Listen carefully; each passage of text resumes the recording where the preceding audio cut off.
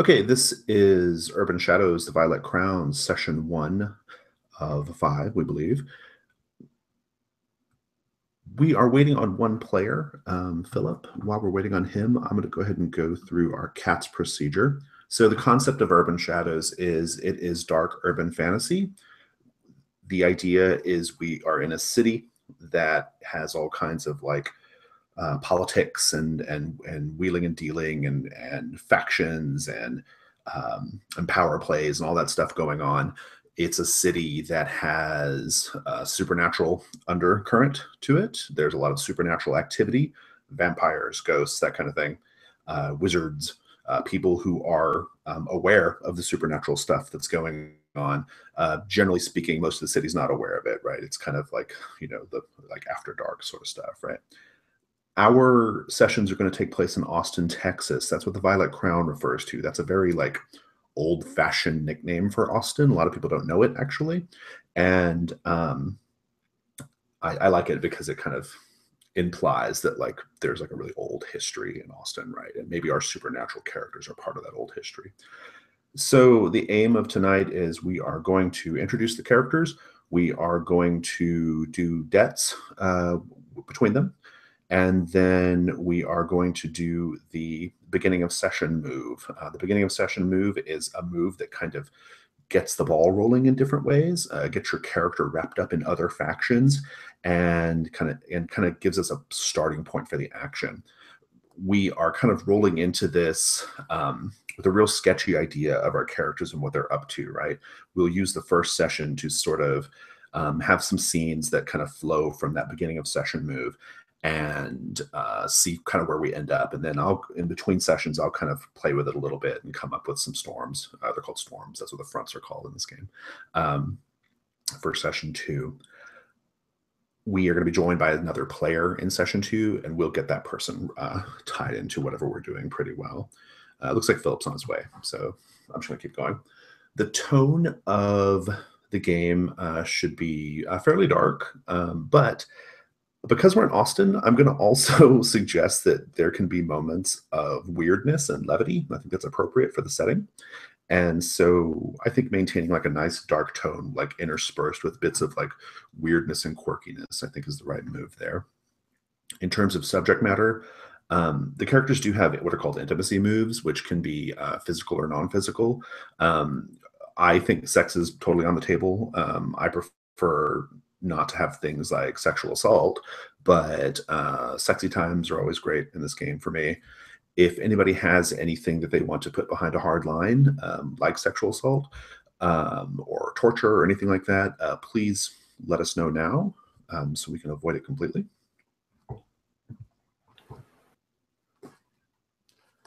If there is nothing, or if you can't think of anything right at this moment, the X card will be on the table, our virtual table.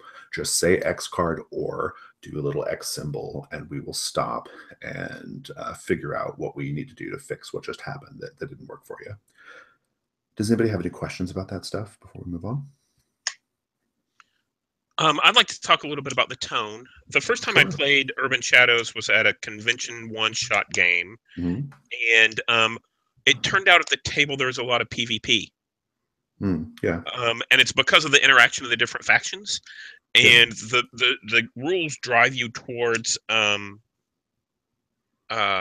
interacting with those factions. And in this game, this first game, it happened to be kind of a negative direction.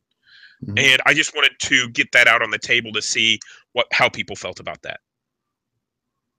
I'll let Michael chime in, and then we'll kind of touch base with Philip once he jumps the call. Yeah. But yeah. I'm really open to player conflict, and it seems like Urban Shadows in some ways kind of points at least partly towards that. So I'm very open. Let's go for it if it comes up. Urban Shadows does do a pretty good job of explaining how PvP should work in the context of moves. It's actually how it should work in most PBTA games. It's just one of the books that does a better job of explaining it. And as a GM, I'm cool with it. I like it. I mean, I think it's cool for you guys to be at each other's throats for different reasons. If we find that to be super counterproductive to play, we can stop and have a conversation about it. But But yeah. Hey, Philip. So what's going on with you? Well, we've got you. I'm good. Just got into our Airbnb here, so. Oh, okay. I mean, are you able to join us or no? I mean, it's okay if you want to wait till next week. It's fine. It's not a big deal. Oh, it's kind of just like downtime with everyone settling right now, so I can like do my little introduction. That works. All right. Well, so let's do that then. So we were just talking about tone and subject matter and all that stuff, and we can catch up if you have any questions about it. But basically, it's urban fantasy, dark urban fantasy set in Austin, Texas. That's what we're doing. Okay, cool. Well, so why don't we take a minute to go ahead and introduce characters. I'm just going to go in the order of the sheet. Philip, tell us a little bit about Landon. So Landon is a tainted. He's got a demonic patron, and yeah, he's a male. He's Middle Eastern with gray eyes. He looks like trash. He's wearing. Okay. He wears like dirty shredded clothing, and he's also kind of crazy, like paranoid. Like he's never quite sure what his patron wants, so he like has little freakouts, and he's always worried that he's being tested. So yeah, he's got a demon form, in which he's kind of got a horned head and like this black marble skin, with clawed hands, and he has these blindingly bright eyes, like super bright light, super like headlight bright eyes that like smoke comes out of. And I think there's probably something entrancing or weird about his eyes that messes people up in some way. Probably that his eyes are probably like the straightest connection to his patron. I think that power. Well, so let's talk about that for a minute before we go any further. What is Landon like in the city? Like, what's his job, or what does he do? Like, what's his? He's unemployed. He's unemployed. How old is he? Yeah. I think he's probably in his late 20s. Okay. Well, then how did he end up in the city? I guess is the next question I would have then. He like just arrived. His patron sent him what he felt was a pretty strong order to go to Austin. And he's got jobs that he does for his patron. Like one of his demonic jobs is tracking down rogue demons, and then in parentheses I put in bed. And then his other one is brokering demonic contracts, and again in parentheses in bed. I like to think that he kind of sleeps his way into his jobs, but they probably go really awry very often, so he probably has to use his demonic form to get out of his jobs. Okay, all right. Well, so but yeah, he's here on some. Yeah, no, that's good. So tell me about the patron then. I mean, like it's presumably some sort of demon, right? It's some kind of demonic power. Right. But does the patron appear as anything on screen? Like, do they have a form themselves, or is it just kind of all like is it a little more nebulous than that? I was thinking that I would leave most of it up to you, but I really want to tie in like some sexual aspect to it because I feel like that's what I want to play for. So yeah. I mean, the only other indication of what my patron is like that I have here is that I put that my daily release is when my patron sends me to the CD gay bar to be a seemingly mortal plaything. Nice. And I know you said you wanted to kind of have like some unhealthy relationship between, you wanted to explore that, and I'm totally cool with that too. And that's where I kind of got that from, was it's a little unhealthy, and also kind of exploring, like. Yeah, I like that. I like this idea of it's dark, but I think it's appropriate. I like this idea of like your patron.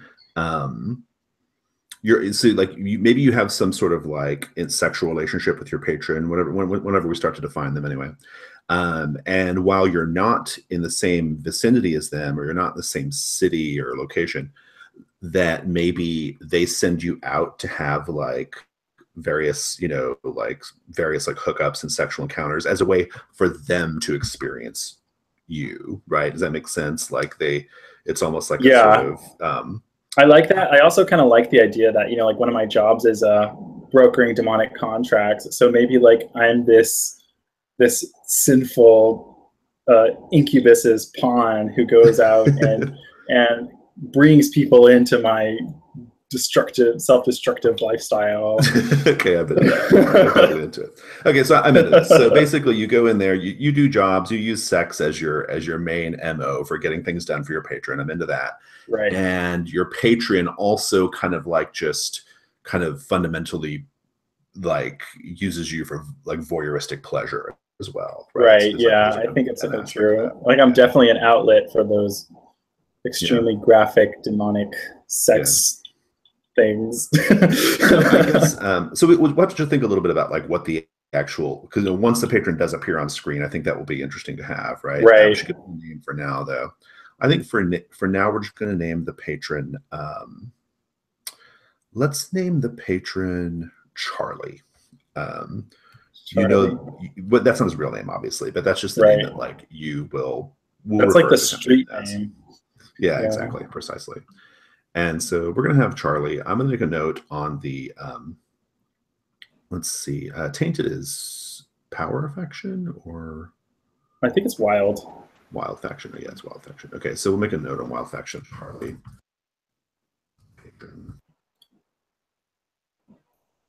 Not as we go. And I like to think that maybe his name's Charlie because like I had like a like childhood friend named Charlie. And he sort of like manifests as that for me, but it's like it's not just Charlie. There's like a lot more going on. Yeah, I'm into that. That's cool. May I ask a question? Yeah, that's good. Yeah, I was going to turn it over to you guys.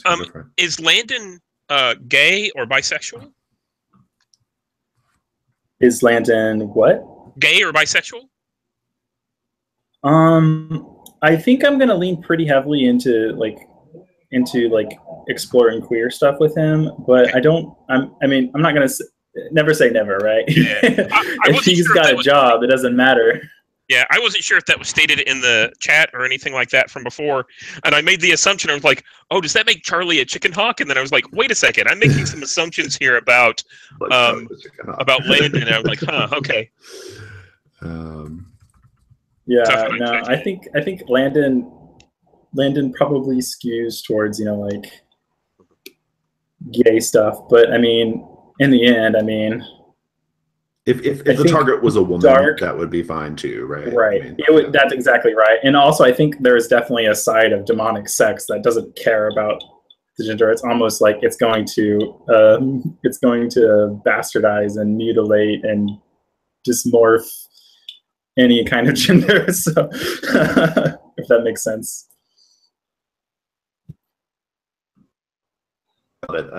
Awesome. I don't have any other questions. Michael, do you have any questions before we move on? I think so, kind of like more in play, but I'm like interested to see like how like Landon feels about the demon, like outside of the demon. Like once you're like, those moments where you're like one step removed, like how does that like what do you actually think about this? I'm curious to kind of see how that plays out. I don't know if it's like an immediate question for like right now though.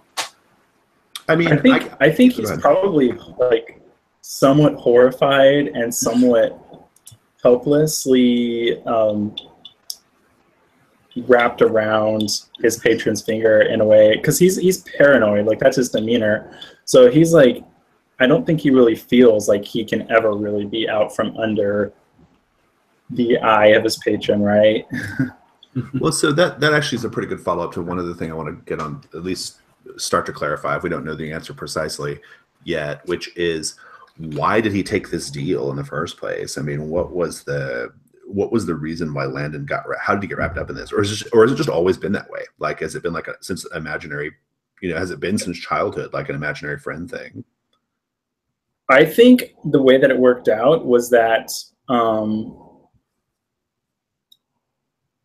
I think he kind of stumbled into the deal. I think he was like on some narcotic drug and his friend Charlie came to him in some kind of hallucination, and it was really a demon, and he made a deal. and it got him off the drugs because, you know, of course the demon doesn't want that influence in there or something. I don't know, but yeah, since then he's kind of still been in this kind of shaky mental state. Interesting. All right, that works for me. Cool. Anything else you want to say about him before we move on? Yeah, he's squatting in a house, and he has a really old, crappy motorcycle. And yeah, he's just got one of those collapsible batons that he uses. He doesn't have like a gun or anything. Awesome. If you take a minute to go look at the drawing section, or I put a little drawing board on the in the folder. I have a map, a neighborhood map of Austin. If you'll just kind of pick a neighborhood for him, that would be great. Okay, we'll do. Yeah, then make a note on your sheet somewhere. Awesome. Michael, please tell us about Jerome Benson. Okay. So Jerome moved here a couple of years ago with his, at the time, fiance. He's, you know, a journalist and reporter from the New York area. I think he's got a big chip on his shoulder because I think he was like one of like the top reporters on like Bridgegate, and he was like up for a Pulitzer, but he didn't win. And he's been like kind of always pissed off. And like, you know, after that, you know, not too long after that, like, you know, his girlfriend and fiance, like, you know, got this job in Texas. So he was like, you know what, I need to get out of the city. You know, this sounds great to me, but that really didn't last. Partly because when he got to Austin is when he started like getting interested in and entangled in like this demonic stuff. Like he found it out kind of through his reporting and has been kind of diving into it. And his fiance, like, she didn't believe like any of this shit. Like she thought he was like losing his mind. Like he was spending like long hours like studying these different, you know, factions going on. Like he's convinced that the Texas state government, which he's like been investigating, is like controlled by some kind of supernatural power. And like, you know, she honestly thought he was just like kind of like losing his mind. So, and he's honestly, in terms of demeanor, like he doesn't seem crazy. His, you know, approach to most things, he's, you know, he tends to keep his cool. You know, for him, he's been like investigating this stuff for like a year and a half. And he's almost started to like treat it as somewhat normal. I mean, during that time, that's when he got the Beretta and started taking like shooting lessons, which like also kind of freaked his fiance out. But like he's gotten to this point where he's getting more and more kind of like invested and like wrapped up in this stuff, that like he's less and less in touch with like the normal world, but he's still very conscious of it. Like he doesn't want to come out and drop this like, you know, this story like unveiling this whole supernatural because everybody would think that he's like a total crank.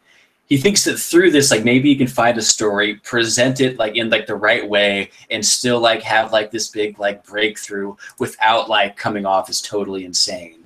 And that's sort of like partly what he's out for. He's also just interested in it. I mean, I think he got really a little bit worn out in investing so much in this, in like the Bridgegate story, that he ultimately didn't get like all of the recognition he was hoping for there. So he could almost do like he's almost like thought about getting like leaving like journalism behind and like getting more invested in the supernatural shit. He's still, that's like a thought in the back of his head. And he's like, no, it's crazy. You can't like become some freakish monster. Like, no way. But like it crosses his mind now and then, I guess. So to me, the Aware, the move that always makes the Aware super interesting is their corruption move, right? The one where when you disregard your obligation to the normal world in order to pursue the supernatural. What would that major obligation be? Is it the girlfriend? Is it something else?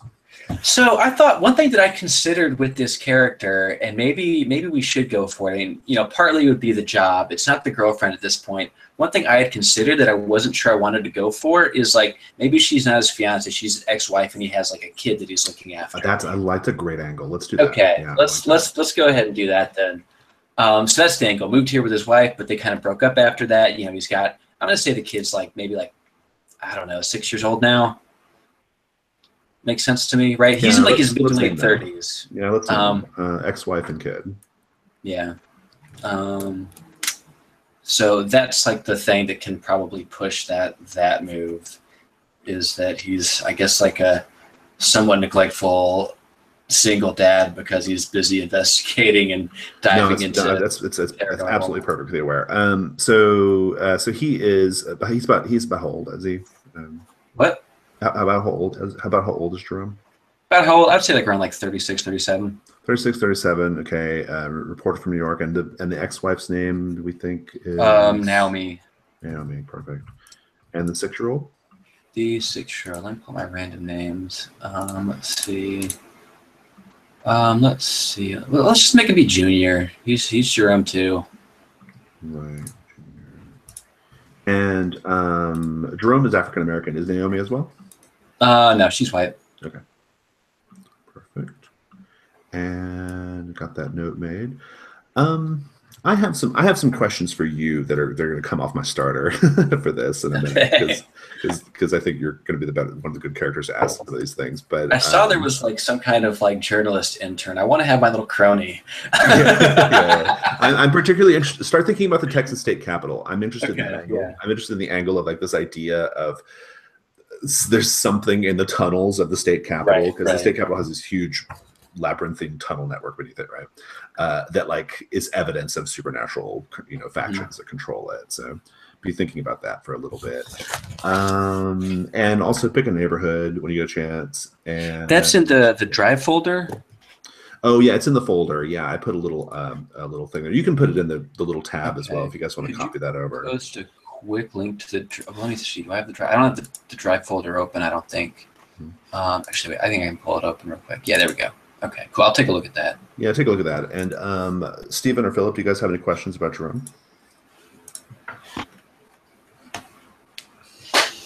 I really like the angle with the kid. Yeah, I think that's going to be the easiest thing for me to push, right? I mean, he's Jerome the third, actually. I'm Junior, but no one calls me Junior because I'm an adult. But he's Jerome 3. I do have a question. Has Jerome seen any of the supernatural action, or is he just studying it? No, I've seen a decent bit of it. I mean, the story that I put in for when he discovered it was like he was investigating some like what everyone was calling like super grotesque gang violence, but he was like, no, this is like definitely not gang violence. And he found out that it was like a pack of ghouls down there, and I think he managed to. I don't know how he explained it exactly or how he reported on it, but he did so in a way that showed that it, like, while it wasn't gang violence, like, didn't fully expose, like, there's a pack of zombies running around. Like, maybe he caught someone, like, which is, like, this person's clearly insane, looks like rabies. I don't know. So he has his suspicions, but he's not like going big on that story yet. Okay, he's not. Yeah. He doesn't want to push any of this stuff because if he went all the way, if he revealed everything that he knows and everything that he's seen, everyone would think he's crazy, and he'd be like writing in some like paranormal gazette, which like he probably has talked to the people writing for the paranormal gazette, and like he knows that they're actually like kind of right about a lot of stuff. He just doesn't want to be ostracized like that. Like, well, he'd have a great big target on his back too from the supernatural, right? I mean, that would be it. That's kind of one of the tensions here is that like he doesn't want to. He knows he's kind of been doing his digging like in like the library, and he's like, wait, a couple people have like tried to blow this open before, and they didn't really live that long, did they? I want to. I don't know how much you know about Austin, but one thing, if you have been kind of keeping your eye on the Capitol building. We haven't met Gabriella yet, but once we do, one thing we know from her character sheet is that she has her haven underneath the Congress Bridge, the Ann Richards Bridge, which is filled with bats, and so that might be a connection for you guys there because they're really close. Like that's really close to the Capitol building. So I don't have any other questions though. If I think of something later on, I will, but I'm good for now. So you mentioned the Paranormal Gazette or something like that. Little known fact. So I live in Austin, and the InfoWars guy who's been across the national news and stuff like that lives in Austin. Yeah. Oh yeah. So InfoWars would be a good paranormal. Yeah, you could totally have an InfoWars connection. Yeah. Just God. I mean, I remember just diversion, but I lived in Austin for a long time myself, and no one took Alex Jones seriously. I mean, it was like the joke of jokes. I mean, and now he's like. Oh, Alex Jones we're talking about Alex Jones. He's in Austin? Yeah. He's in Austin. Oh, man. Yeah. That's where InfoWars and all that stuff is at. Yeah. And and when you're in Austin, like when I was in law school, it was like the biggest joke in the world. Like we would listen to it and just laugh, and now it's like he's got the president's ear. It's scary. Yeah. It's so scary. Okay, let's set that aside. Steven, please tell us about Gabriela Reyes. Yeah, so I'm actually really excited to play in this game because I live in Austin and all of that. So Gabriela is about a 50-year-old, maybe a little over 50, young woman. She's about she presents as 19 or 20. Sure. Yeah. Vampire, lives under the Congress Street Bridge with the free-tail Mexican bats. There's a colony of millions of them that live down there. They come out every night. Austin's also well known for the big college that it has in town, UT.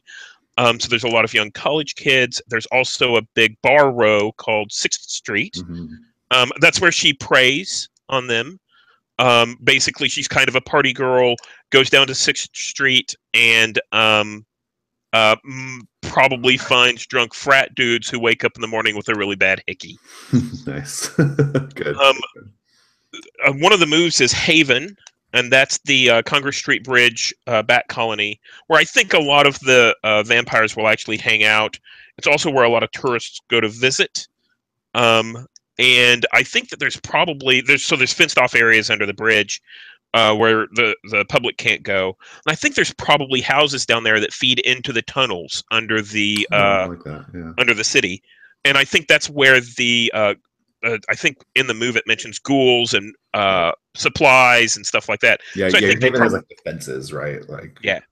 So I think they probably keep a bank of blood down there with some ghoul guards and that kind of stuff. And this is where the center of power is for the vamps here in Austin. Nice, I love it. Good.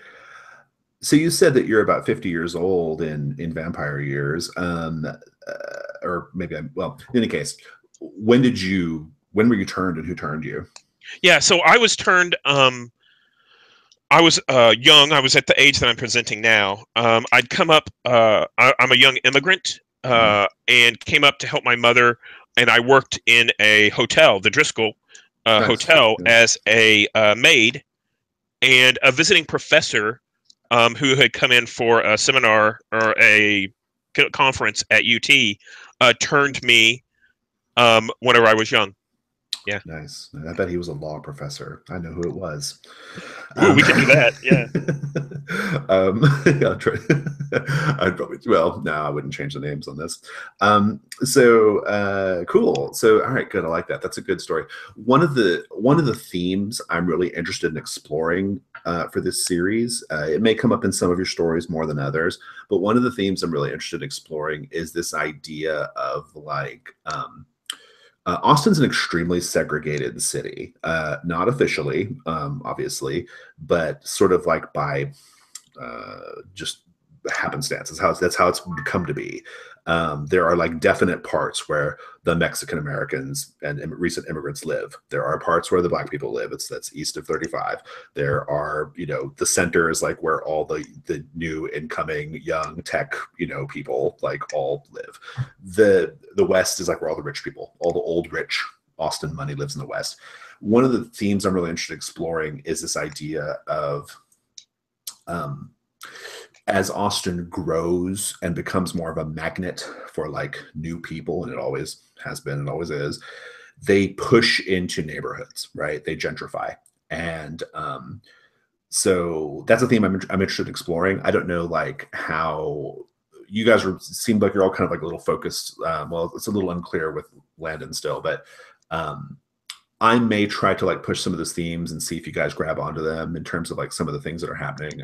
You don't have to, but I think it's interesting to explore. And I think Gabriela, your character being an immigrant, even if it's not technically recent for you, you might have some kind of connection there. Maybe some people who live in South Austin or whatever, right? So yeah, maybe I like that story. Actually, what's going on in Austin right now is there's a ton of gentrification going on the east side. Oh, yeah. And there's a bunch of people who are all mad because their well-established neighborhoods are going away as new bars are coming into town and stuff like that. I like that mixed use, where there's mixed use residential buildings. Yeah, and I really like the idea that maybe Gabriela has family in town.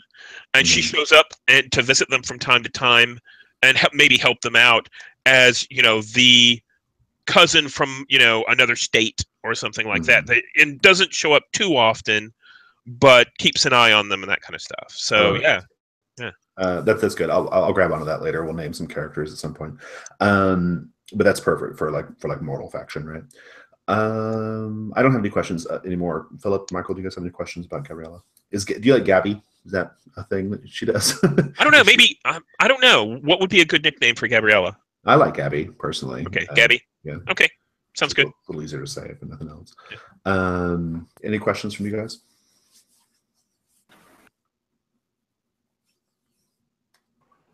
Yeah, I've been like super distracted, so we're gonna have to rewatch this afterwards just to kind of pick up all the details. No worries. We'll keep you going. I guess I'm wondering a little bit if like her vampires that are like close to there have like ties or connections to the state capital. If it's plausible that they could be linked, do you think that they could be, or no, they're outside of that?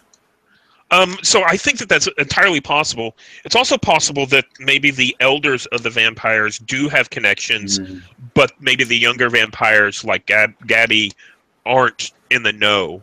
That makes sense to me. Yeah, so we can leave it and see where the story goes. Yeah. Cool.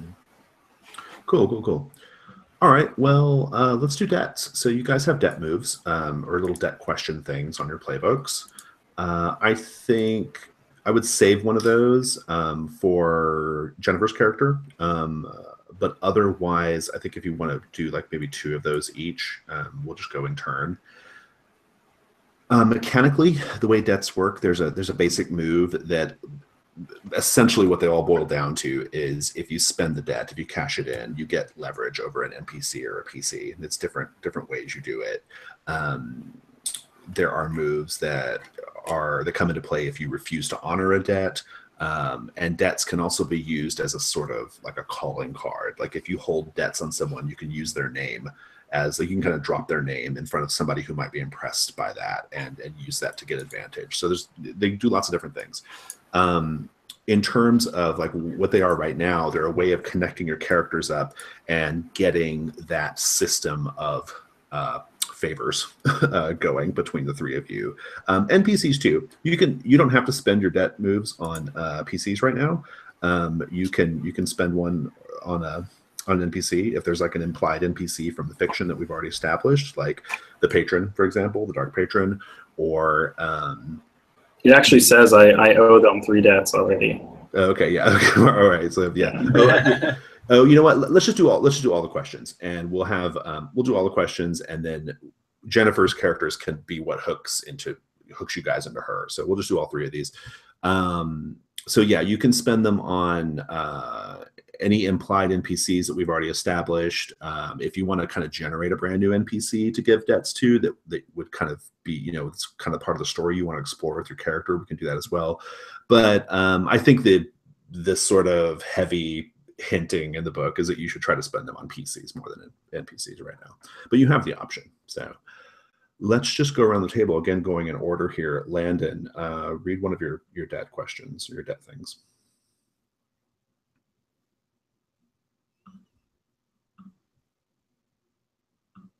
We can't hear you, Landon. Oh, he's just a car alarm. Yeah, I've got a car alarm going off. We'll skip you for now. So let me ask a quick question right now, because there's something weird about the Vampire Playbook. The Vampire Playbook has a web. Mm-hmm. Yes. Okay, and that seems to be people who are in my debt. When someone's in your web, they gain the following. You gain the following when dealing with them, so you get an extra question and a +1 to assist and stuff like that. Mm-hmm. Does that mean that if I have a debt on someone or someone has a debt on me, they're in my web? Not at the beginning. Okay. Only only in the future. So the web is a separate kind of thing. Yeah, essentially. Okay. Yeah, okay. Yeah. Okay. And because there's certain things that put characters in your web that that specifically put things like if they go into your haven, right? Like that's a way they can be put into your web, right? So. And it says, whenever someone comes to you to ask for a favor, look for advice, or threaten your interest, they enter your web. Okay. Right, yeah. and Okay. they owe you a debt. So not only do they owe you, not only do they enter your web, I think they have to owe you a debt as well. Okay. I was thinking they were interchangeable, so that makes more sense. No, they're not. No. Okay, so Landon, is your car alarm finished? Yeah, I think I'm good now. Okay. Go ahead and read one. Okay, so I think that it kind of makes sense for me to be protecting Jerome from some dark power. I hunt rogue demons, so maybe that could be it. There's some rogue demon out there he's cross paths with. Nice. I thought I mentioned demons earlier, but I was online about where I'm at right now, so I kind of missed the details. It's fine. I mean, it makes sense that he might have run into some demonic activity. Perhaps like knee to waist deep, so that's very plausible. Yeah. So I'm going to put that Jerome owes me for protecting him from a demon, right? From a rogue demon. That's perfect. And he owes me 2 debts. Let's talk about that rogue demon, because that could be a fun NPC, and I'll even put them on the sheet here under the wild. They are wild, right? We keep saying that. Yeah. Yeah, I think so. Yeah. We can go ahead and figure out who that demon was. I mean, they didn't have to have a name necessarily yet, but just kind of who they were. Like, what were the circumstances that you needed protecting from? Have any ideas, Jerome? Maybe I was like doing like some deep research on some like trove of like books that I shouldn't have probably gotten my hands on, and like woke something up and like drew its attention to me. Like, I like that. I don't know. I don't know what the demon would be, but I can like.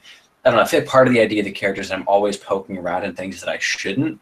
So it's like very plausible that like I, managed to, maybe I like broke up a cult and like stole some of their books and some relics and stuff and was trying to like piece everything together. And I like drew the attention of this thing to me, and it's very, very interested in me now. I'd like to go ahead and name it if it's okay. Yeah. I think. I think there's an Aztec demon called Zipitotec or something like that.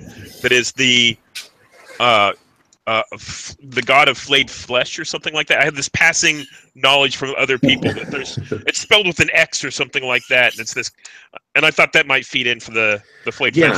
Yeah, I've got an idea. I mean, I think that would be great. I think what it is in the Texas History Museum. I think the Texas History Museum, the basement of the Texas History Museum, is a repository for dark shit that are connected to Texas's past, and maybe there was some like ancient, Native American spirit or totem or something like that, right?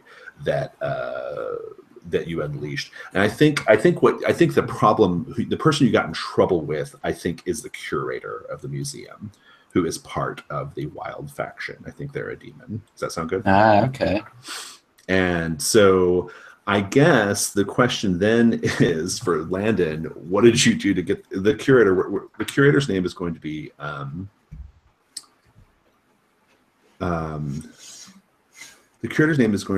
Mr. Appleby. He's a demon or a servant of a demon. It's unclear. And he's a curator of the sort of like the sort of like little known basement exhibit of the Texas History Museum. How did you get Mr. Appleby off of Jerome's case, Landon? Yeah, no, I think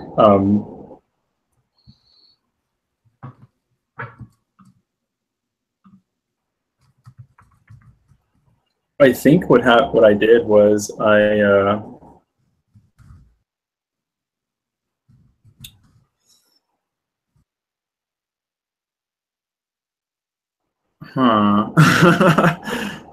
think I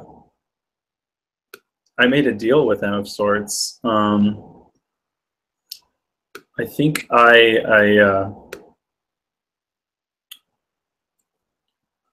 I told him that I would let him off the hook for now if he let Jerome go.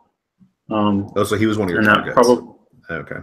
Yeah, I think he was one of my targets. Okay. But yeah, I think I think something about Jerome maybe made me think that I shouldn't allow him to get hurt.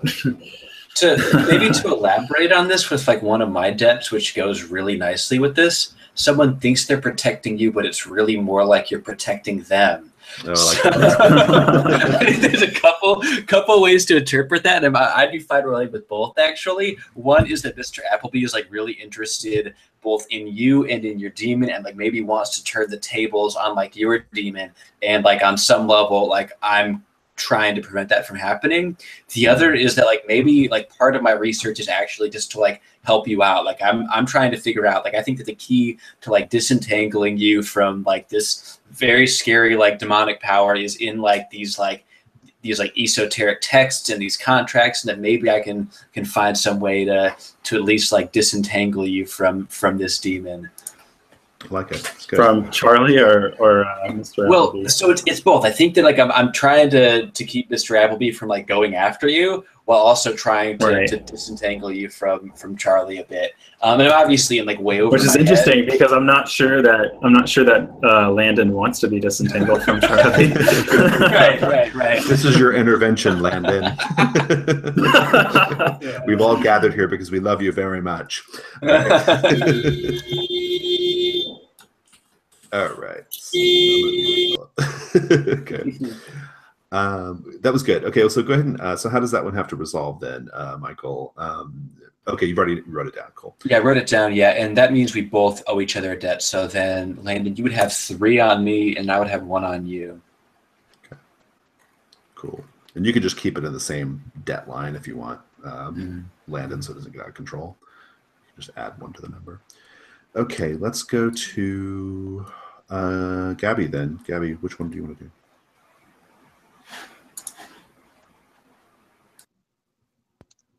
Sorry, you caught me off guard. Oh, so I was just going to say, Gabby, your turn to do that question. Yeah.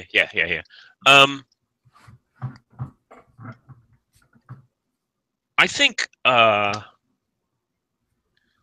so. I've got 2. Someone make sure you get fed regularly, and you owe them 2 debts. I'm not sure. Would that fit in with Jerome? I can't. I guess so. It means Jerome knows about you, right? You have some kind of relationship, so that would be worth exploring, figuring out why that's the case, right? I think that's interesting. Yeah. I think that I feel like Gabriella and maybe her crew of vampires can get me some like really like, I think that there's probably some kind of connection that maybe these elder vampires are involved in the State House, which is why I'm really interested in getting information and like connections from her, like, which is why I'm helping you out like so much. So how do you think you help me get fed? Is this a donation kind of thing? I am getting closeted frat guys drunk at bars. And bringing them to you. Nice. I don't know. So you're kind of my wingman. You know, closet cases, if you do closet cases especially, it's especially like good because they won't want to go to the authorities about what might have happened to them because they don't want anyone to know what they were up to, right? So, yeah. So like if you used like, you know, if you were trying to like, you know, kind of get them to,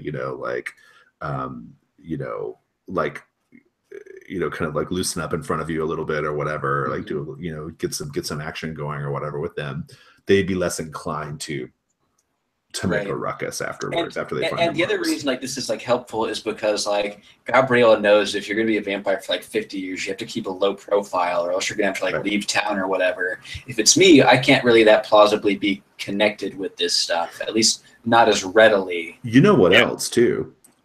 College isn't always in, right?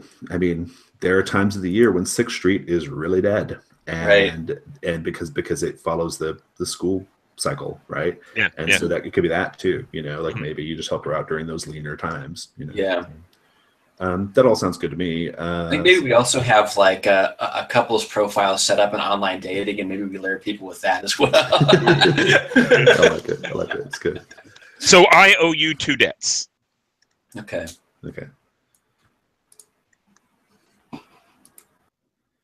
Cool. All right, and then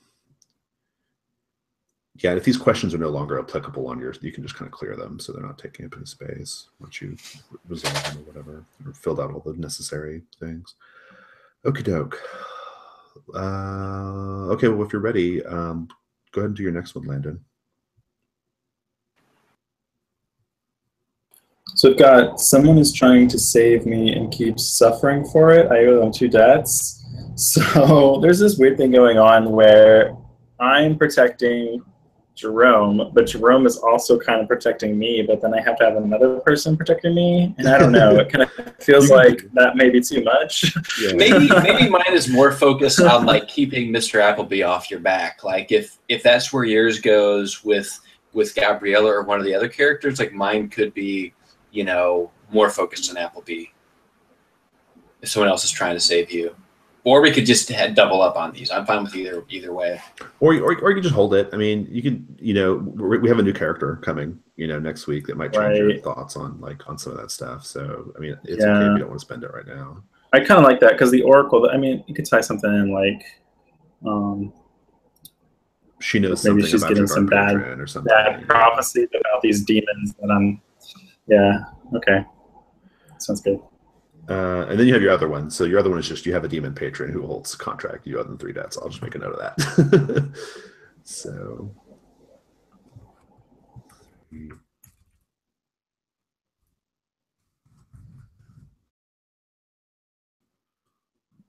Cool. Let's go to Jerome then. Jerome, do you have another one you want to do? Yeah, definitely.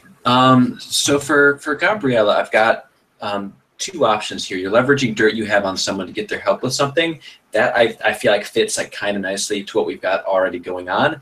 I'd also be open to the other one. Someone told you their secrets and you haven't told anyone about them yet. That's it. I don't know what those secrets would be. I mean, the easier one to go for here would be leveraging dirt, and I'd be interested in that. But if you have like an idea for the secrets, I'd also be open to that one.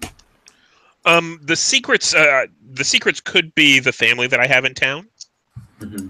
Oh, okay. If you'd like to go that direction, I'm okay with either of those. I kind of really like that I'm like one of the only people that knows about like your family, that you're like still looking after them. Maybe that's how we met, is that one of my grandnieces or grandnephews or something like that plays with your kid.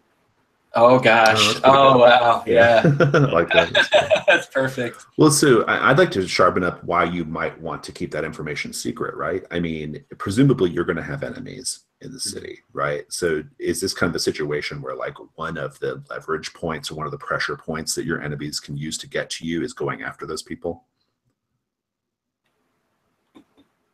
You're asking for Gabriella? Yeah, well, for both of you, really, but Gabby, because of this question, I mean, or because of this death thing. So the reason that the vampire colony, the group succeeds in Austin is because they're so well hidden.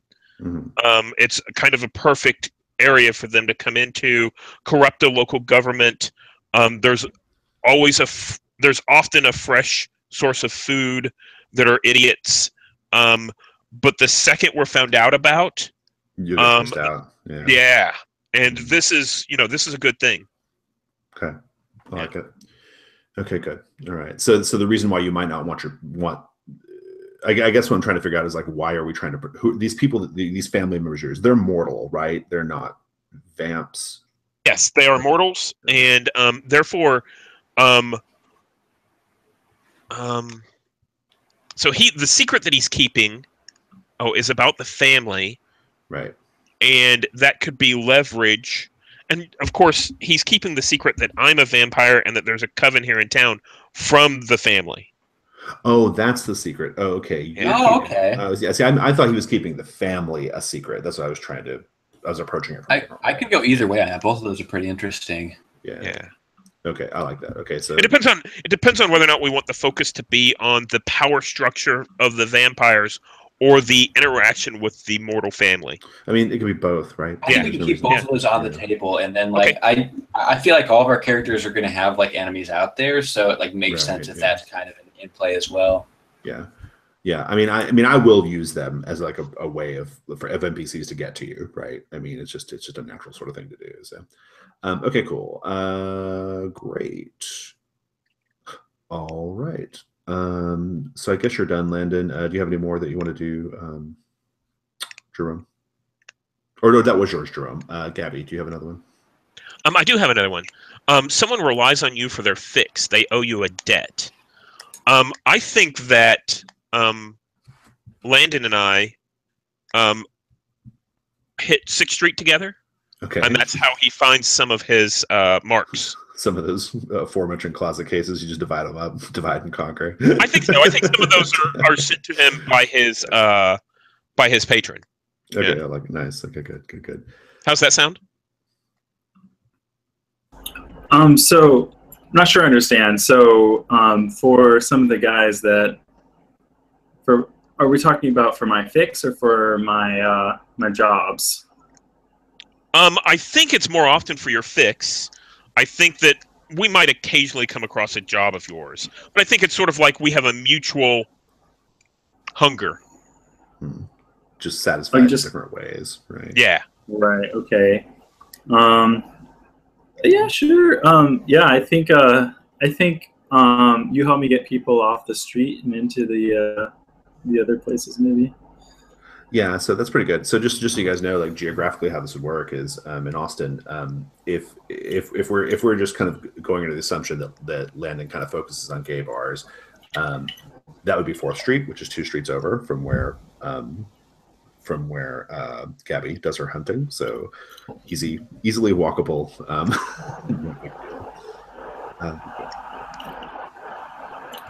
Sounds good. Cool. Any more, Jerome?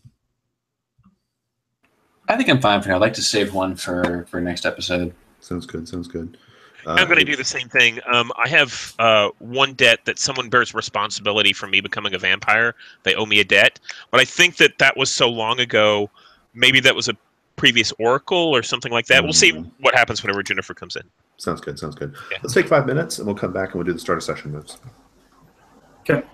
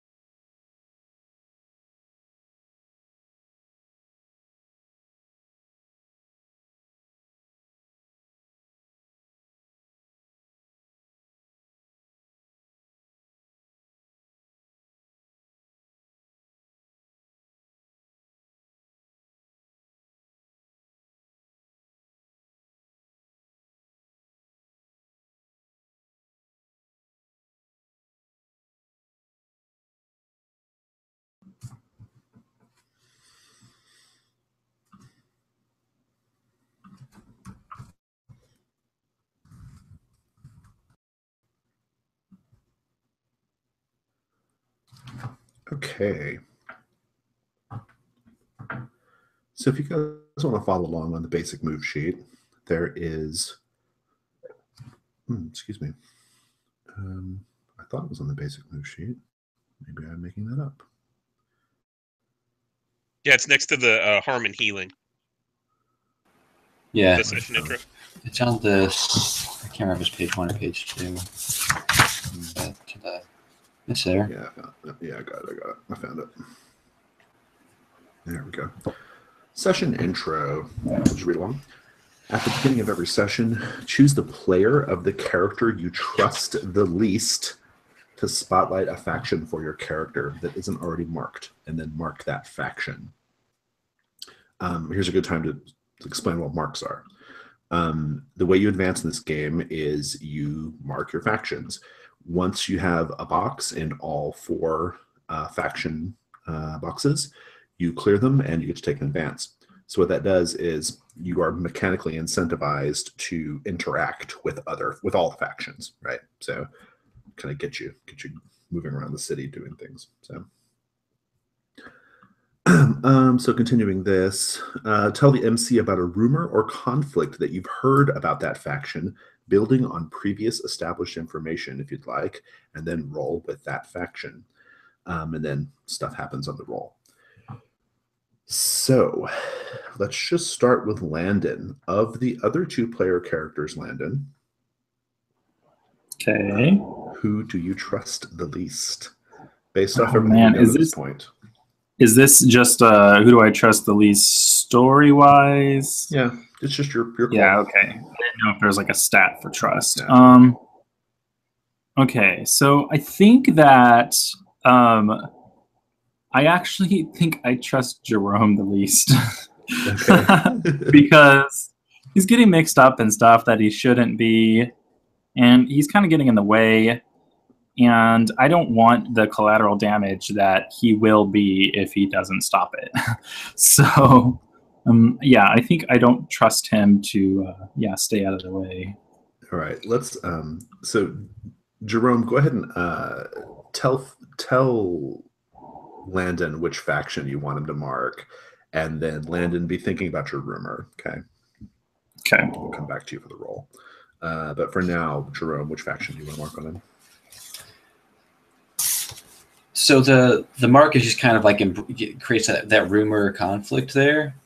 The mark is just a mark. It's just a way of tracking it's basically your XP tracker. Okay. What you're doing here is you're just choosing like which faction you want to see Landon get kind of wrapped up in, right? Okay, we're highlighting that faction. Okay, definitely Knight. Okay, cool. Which is like vampires, ghosts, werewolves, creatures like that. Cool. So Landon, go ahead and mark Knight, and we'll come back to you in a minute. But be thinking about the rumor, okay, that you've heard about the Knight faction. Bear in mind, these characters don't go around saying I'm in the Knight faction, right? That's not how it works. Like that's a meta thing. But the rumor can be about vampires. It can be about ghosts. It can be about who is in the Knight faction? Wait, what kinds of creatures are in the Knight faction? Vampires, ghosts, werewolves, things like that. That's the Knight faction. Okay, all right. Monstrous creatures. Right? But principally vampires, ghosts, and werewolves. Those are the main things. Cool. So be thinking about that. Let's go to Jerome. Who do you trust the least?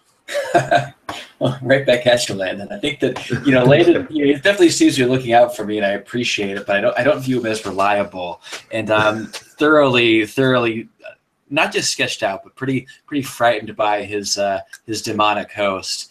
So even when he is helping me, like I'm worried that I'm going to get like embroiled in this business that I'd like to hopefully like disengage him from it in some way, but like I really, really, really don't want to personally become entangled with it, which is like kind of already happened. So like I'm a little bit wary about that.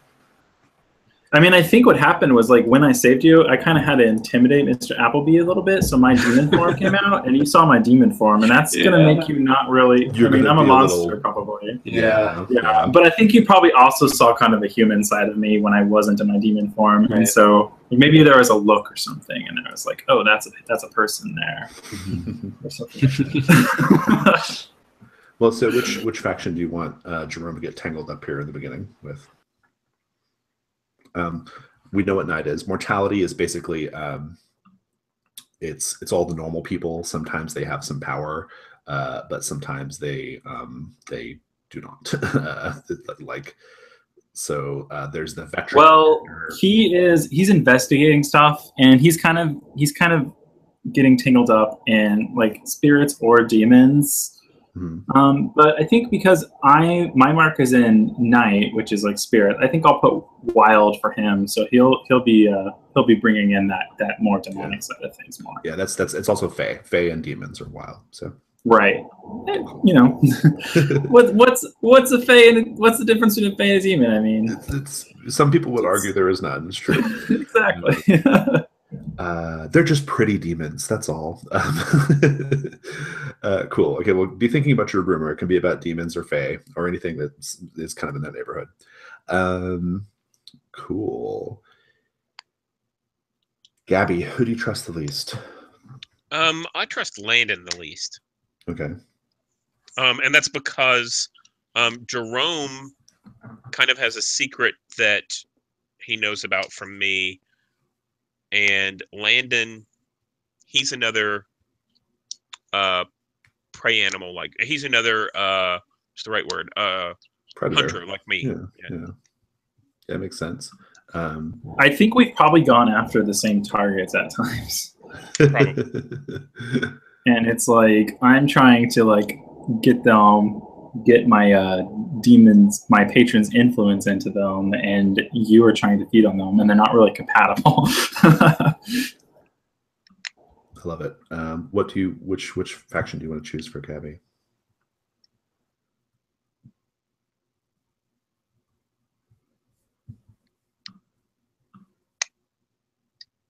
Oh, me. Sorry. Yeah, I think I want to choose. And this is the mark is basically for what kinds of scenes I want to see them in, right? No. This is different than other Apocalypse World games. The mark is strictly an XP tracker. You just need to get a mark in each one to advance. The move we're about to do is going to get them wrapped up in this faction because we're going to do a move here in a minute. We're going to complete this move where you do a roll. And okay. Yeah. No. I'll choose I'll choose Knight.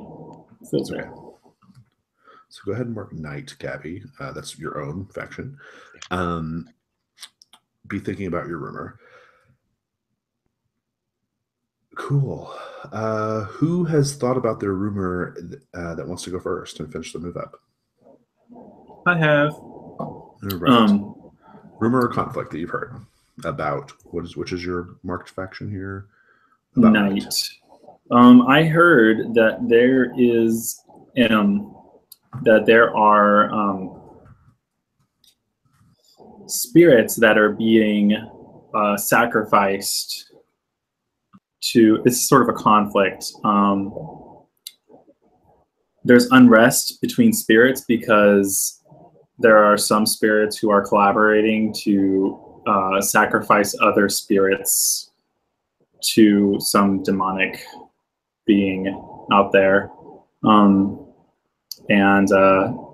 Yeah, I don't know if it's just spirits or if there's like a cult involved or something, but yeah. When you say spirits, you mean ghosts? Are we talking like ghosts here? Like previously dead people who are now roaming around as ghosts?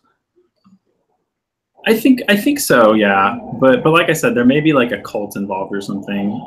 Some kind of mortal side of it. I don't know. So there are ghosts who are collaborating to sacrifice other ghosts or other spirits to some sort of demonic being or undefined.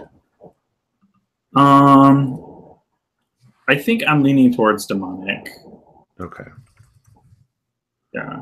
But still up in the air because that's still up in the air. Yeah. Because the only thing I know for sure is a ghost because we're doing that faction. So some sort of character, some sort of being, presumably to like fuel some kind of power or something, right? I'm into that. I'd like to put a more specific frame on that, if you don't mind. What do you think of the idea of these ghosts who are basically sacrificing other ghosts? What if they're maybe sacrificing these other ghosts to like some kind of wizards or necromancers in the city to like fuel their magic? I kind of love it. to fuel their magic. Okay. Yeah. All right. That sounds But good. yeah, like, and my interest in it as, you know, like a rogue demon hunter is that, you know, is attracting attention or something, at the very least. So. And also, I mean, a lot of demons are out hunting. Yeah, yeah. Yeah, demons are hunting for souls. So, could we potentially tie in gentrification into that as well? Like, I would love that. What are your thoughts? Like on maybe the ghosts that are being hunted are from either the east side or the south or something like that. I like so that. Yeah. So there's like they're like expendable ghosts because they're from the east side. Well, they're also like old spirits that like are maybe like buried or have ties to this land that like, I mean, people are getting like displaced, and that's like kind of confusing or messing up the ghosts. You have like, you know, these old like lots that are being like redeveloped where these remains are being disturbed. I can see a couple different angles you could take on that. Yeah, that's pretty cool. Like so they're like building these new they're like messing up what is essentially like sort of sacred ground or whatever, and causing these, you know, or whatever, these ghosts to be like their haunts are basically getting like dug up essentially, right? Yeah, it's like some yard where someone buried their family like 150 years ago is now like a luxury housing development going up. Right, yeah. And we've already brought in like the museum in it too, so we could maybe do a connection there somehow with Mr. Yeah, that kind of stuff is actually happening on the east side right now, where a lot of the old black cemeteries are being dug up. And being replaced with, like you said, mixed use housing. Okay, so we have these ghosts who are getting like displaced essentially, and then there are other ghosts who are collaborating to gather them all up and like basically sell them to necromancers and wizards to fuel their magic. And this might be of interest to you. I mean, who knows what your interest is, because the role will tell us a little bit. But like, I like the idea of like, you know, you're a power player, and maybe Charlie cares. Who knows? Like, there's all kinds of reasons why you might be aware of this, right? It's just a rumor. I think Charlie cares, but I think there's also been like some rogue demons who have been trying, like, looking to seize this flow of souls. Get their hands on it, yeah. Right. Like, there's a lot of souls being traded here. So yeah. I like it. This is good. I'm into it. So let's have the roll. So the way the roll works is you're just going to roll plus your faction number. So you have, what do you have with Knight? You've got -1. So you're going to go ahead and roll -1.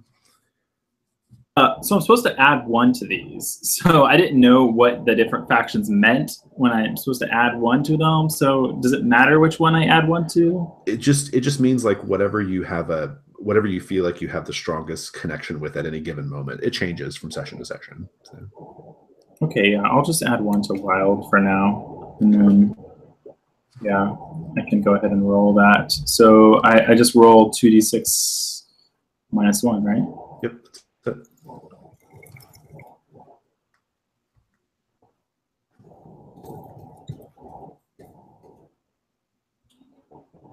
That's an 8. I'm sorry. That's me. That's an 8. An 8. Okay. Let me mute my. Cool. On 7 to 9, you're neck deep in it, and you owe someone in that faction a debt, and someone in that faction owes a debt to you. All right. Let's talk about who that might be, what it might be.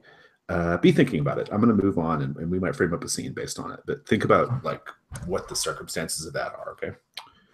Let's go. Let's spin over to Jerome. All right, Jerome. What's your rumor you've heard about the Wild? So I kind of want to get some a desert hippie cult into this. That sounds perfect. I was kind of thinking of like what like Fae would look like out here, but I think that makes like enough sense to me. There's like this cult of like desert hippies that have maybe like woken up this like old like, you know, spirit or creature or thing that's like, I think that maybe like its agenda possibly is to like overthrow these like other demons or play them against each other or I don't know what exactly. But I guess the angle that I want to go, like the general idea is the desert hippies. So we actually have some good like Austin stuff here. Austin is not actually a desert community. It's actually really lush, but well, close enough. But Gabby or Stephen put in the thing in the text, Hippie Hollow. That is a thing in Austin. It's on the lake or the river. I can't remember. Stephen. Actually, it's all a river, right? Okay, right. Okay, yeah. Yeah. So there's a community called, it's not a community, but it's a place called Hippie Hollow where basically it's like people get naked and just hang around and be naked, near the water. That would be great. I like the idea of there being some kind of like malevolent force there, that these fae are like either what do we think is going on there? Like, are they enthralled to it, or are they like in league with it, or what do we think is going on? So I think more enthralled than anything. Like, I don't know. I mean, they definitely like kind of woke it up sort of, I don't know, semi-intentionally. Like, I don't think they knew what they were getting into, but they're all on board now that it's happened, and partly because it's really got them in its thrall.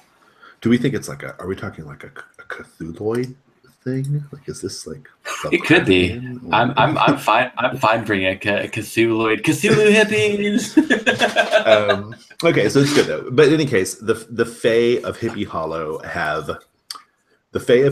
have awakened something, and and okay, that's good. It's just a rumor, so we don't have to define it so sharply.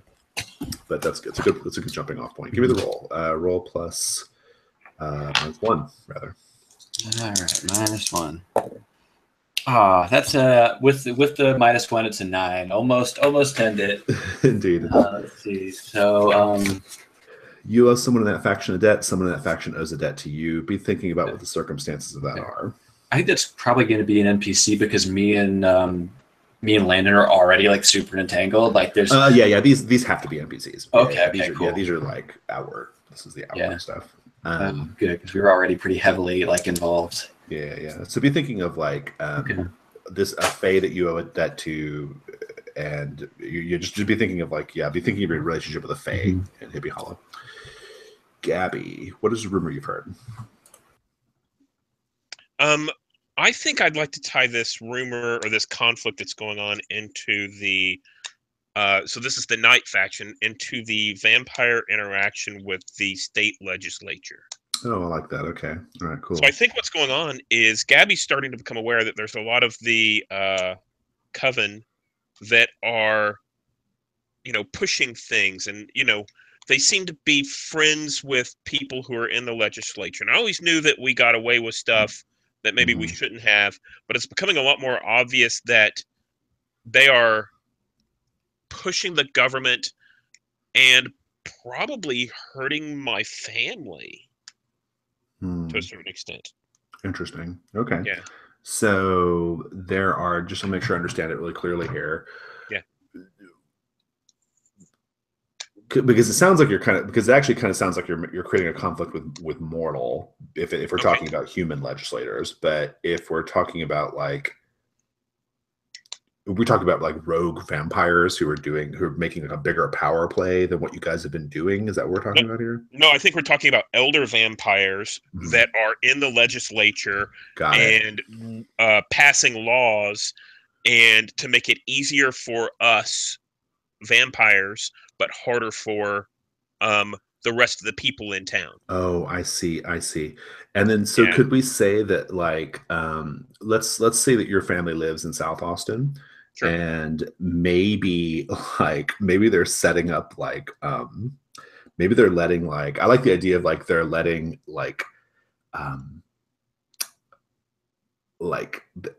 they're actually letting certain vendors or services operate in South Austin whose business or aims line up with the aims of the vampires. Does that make sense? So maybe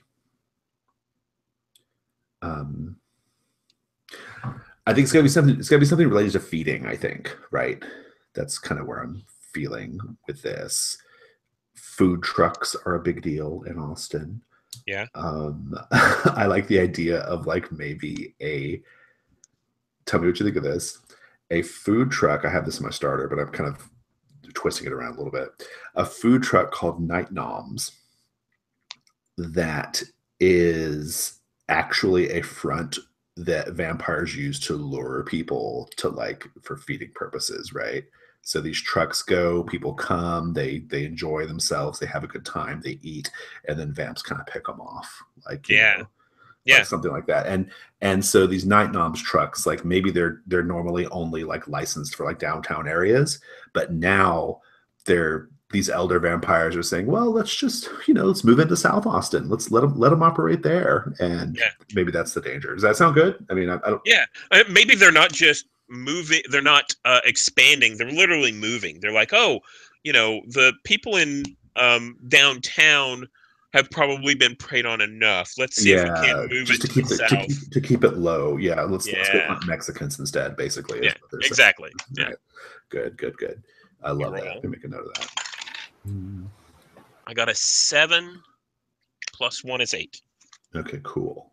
All right, same thing. You're going to be neck deep in it with someone that you owe debts back and forth. This is with Vamp.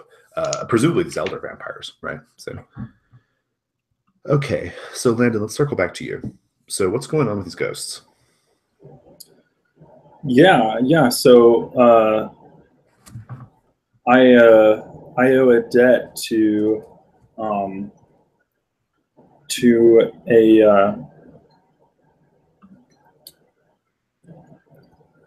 I think it's a spirit that I stumbled. I kind of want to be a vampire. I know I haven't brought vampires into this, but they're Night Faction, and I got the idea that I could have met another vampire through Gabby, and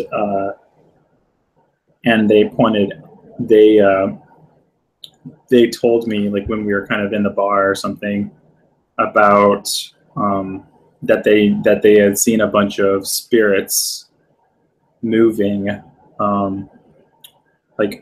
over a bunch of buildings in like a certain part of town, and so he led me there that night, and I think I kind of owe him for that. Okay. And he owes me a debt, I think, because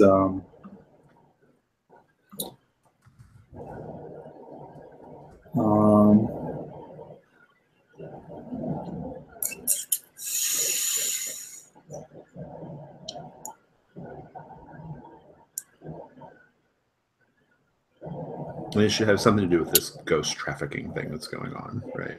Yeah. I think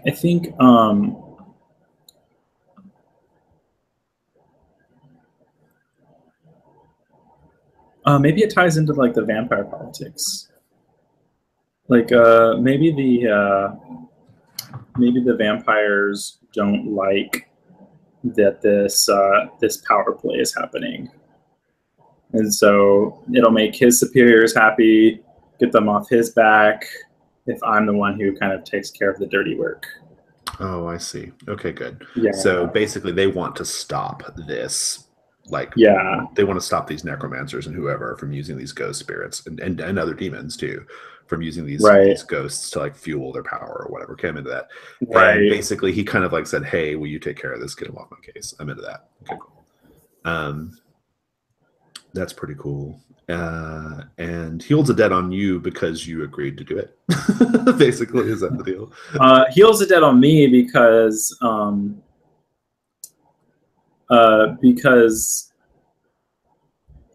we'll just keep it simple. I agreed to do it. He gave me a job. Yeah, you agreed to do it, and then you're doing him a favor. It's mutual. That's fine. Right. Okay. So let's just name that character as a vamp, right?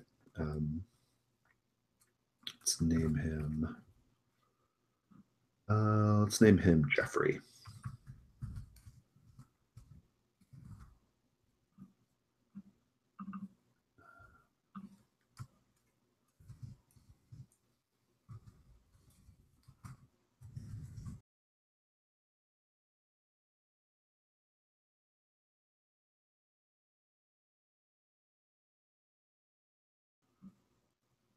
Okay, cool. Got it. And then yeah, just make a note under your debts for all that.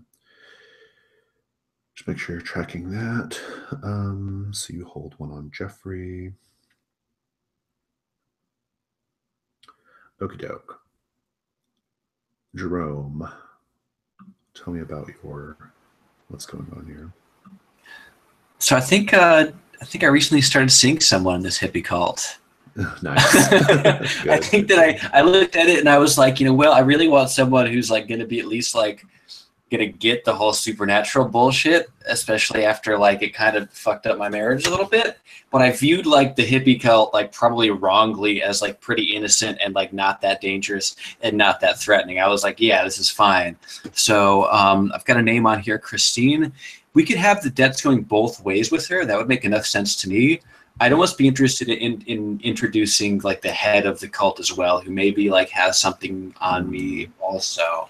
I don't know. I'm open to either rating on that. Let's have it be bidirectional for now with Christine, Okay. and that's a good, like, we can kind of get that. We can Just set an that angle up we later. figure out. Yeah. Okay.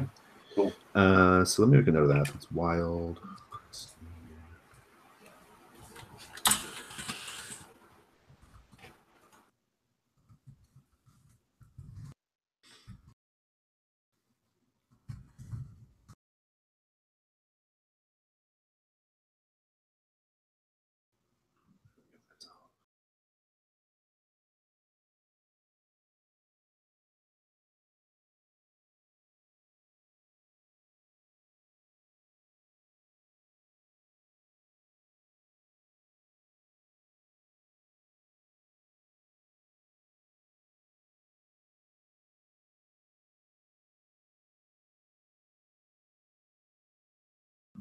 All right, cool.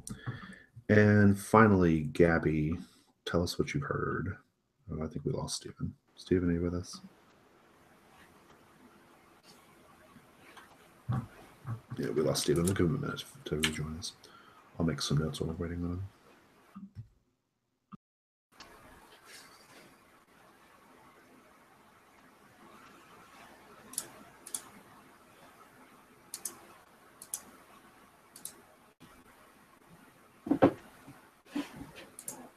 I'm at a thing called Lazy Bear right now, and it's basically this gay bear event that's like in this small little forest town. I'm like, this would make a pretty good setting for something.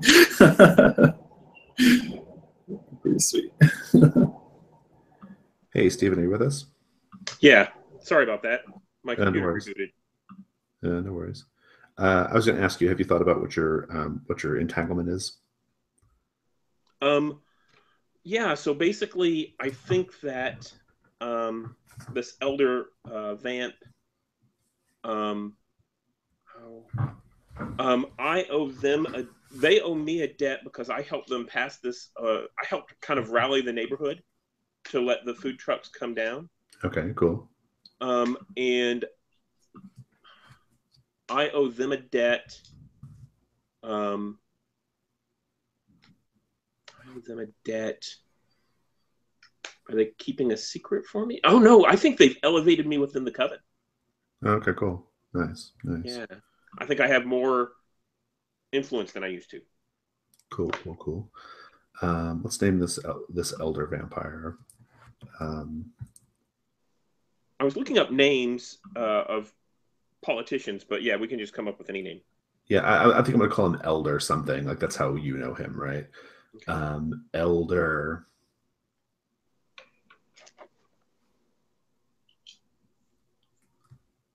Elder Langston. That's good.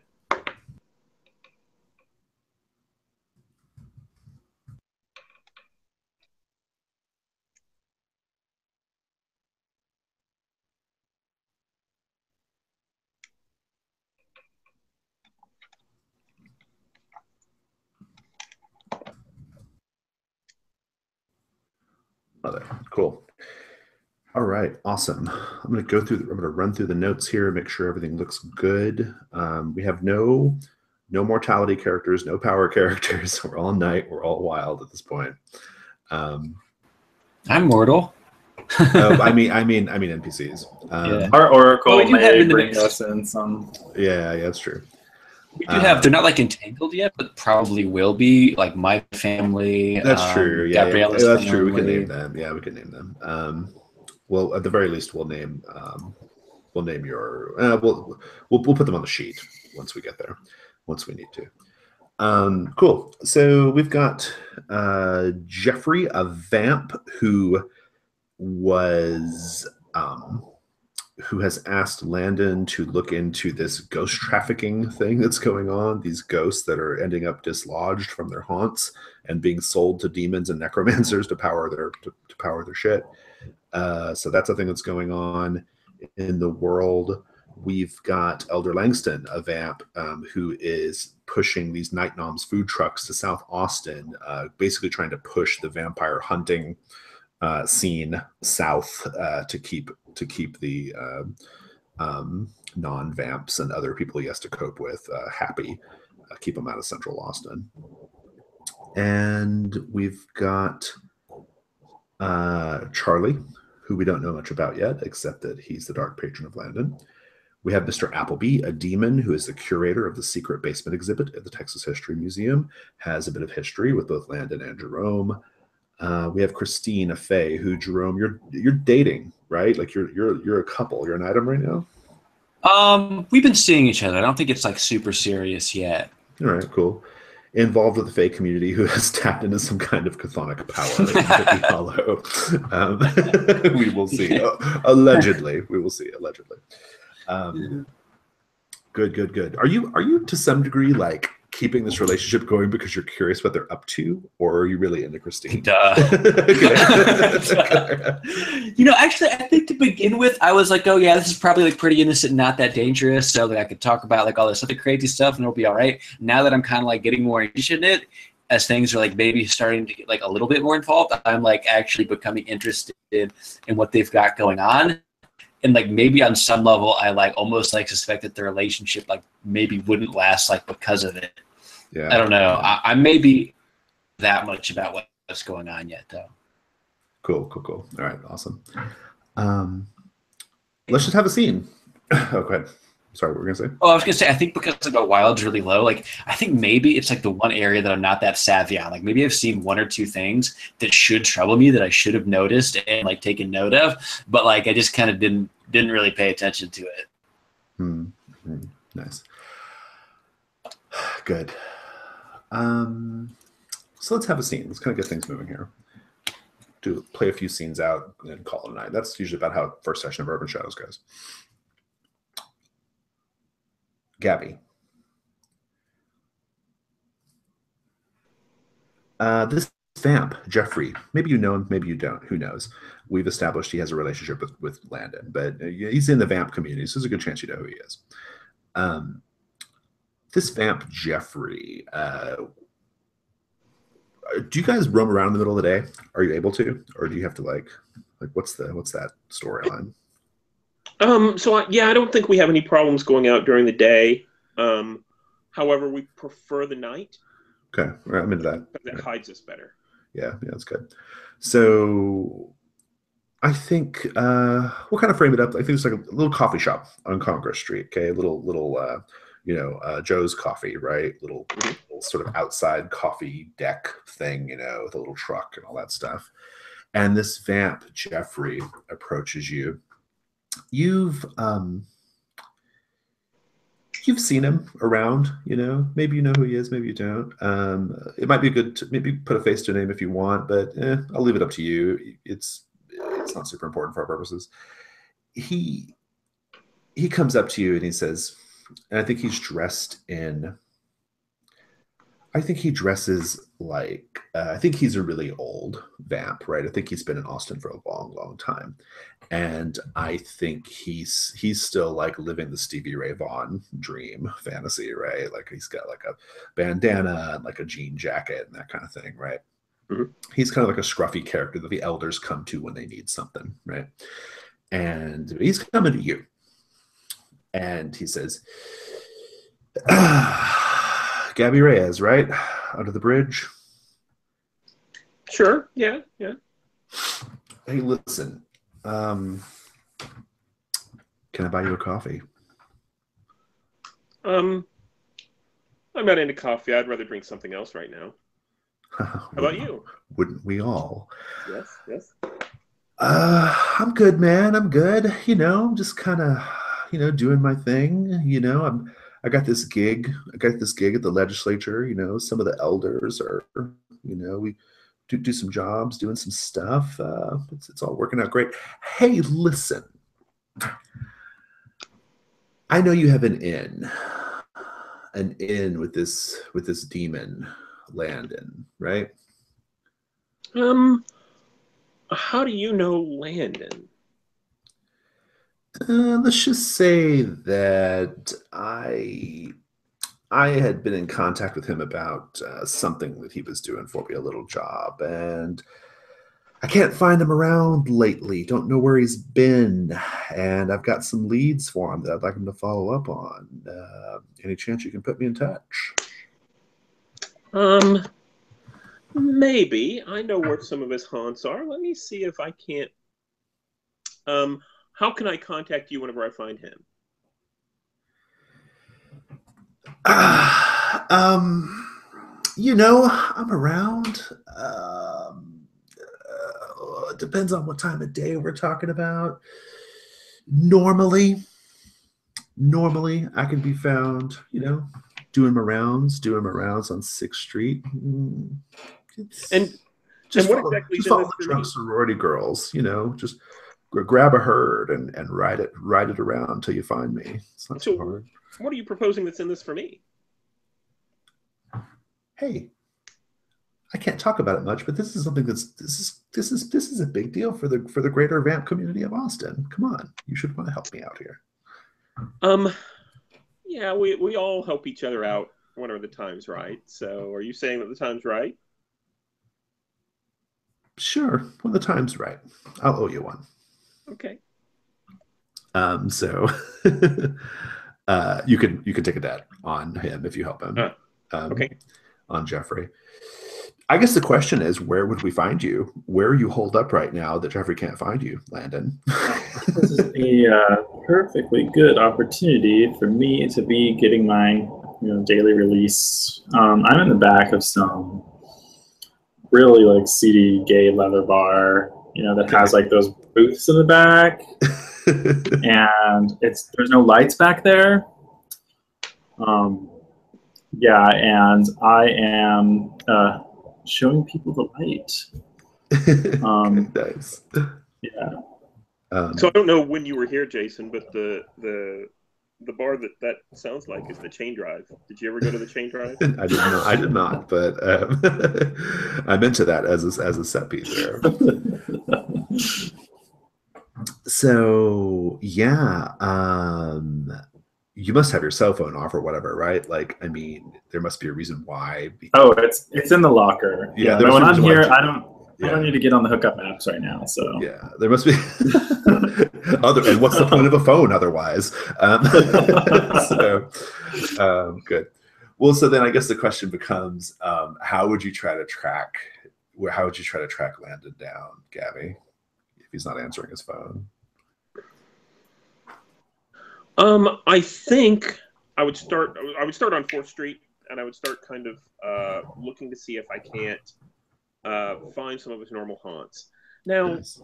I'm probably not too excited about doing this because I don't know Jeffrey that well.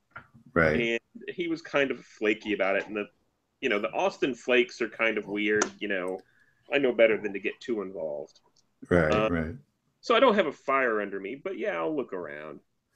So this might be a good time to do a faction move, hit the streets. Okay. Mm-hmm. When you hit the streets to get what you need, you name who you're going to, and then you roll with their faction. So just strategically, you have an incentive to pick somebody who's not in night, right? Just so you can get that mark on your box. But and Landon is in. Landon's in. Landon himself is in Wild. Yeah. So are you proposing that I hit the streets to find out where Landon is? Yeah. So I'll see what I can't do there. Yeah. So just who would you go to? It could be anybody, but I just need to know what faction they're in. So I think as I go to 4th Street, there's going to be several bars along town, where we would have gone in the past. And I'm going to go to one of the bartenders that knows us. So we're like regulars. Okay. We've been there for a while. And let's say his name is Michael. Oh, I didn't mean to pick the same name as you, Michael. Michael, a bartender, and That's fine. I'm not the only Michael out in the world. I'm sure you're accustomed. You're probably very used to very that. plausible that there's another one somewhere attending bar in Austin. It just does tend He's in to the get wild, right? ratchet. No. I think he's mortality, right? Is this mortality bartender? It sounds like he's mortality. Yeah. Bartender in what's the name of the bar here? Oil Cans. Is that okay? Sure. The big gay bar in Austin is Oil Can Harry's.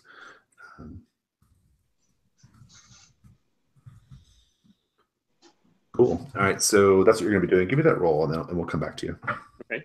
And this will be with mortality? Or with... Yes, you're going to roll plus mortality. Yes. Okay. Ooh. That is a 6. A 6. All right, hold that thought. I'm going to swing back over to you. Let's get Jerome involved here. Let's see what's going on with Jerome. So, Jerome, I think you get a call from Christine. Christine, what does Christine look like? I think it's a FaceTime. Let's see. What does Christine look like?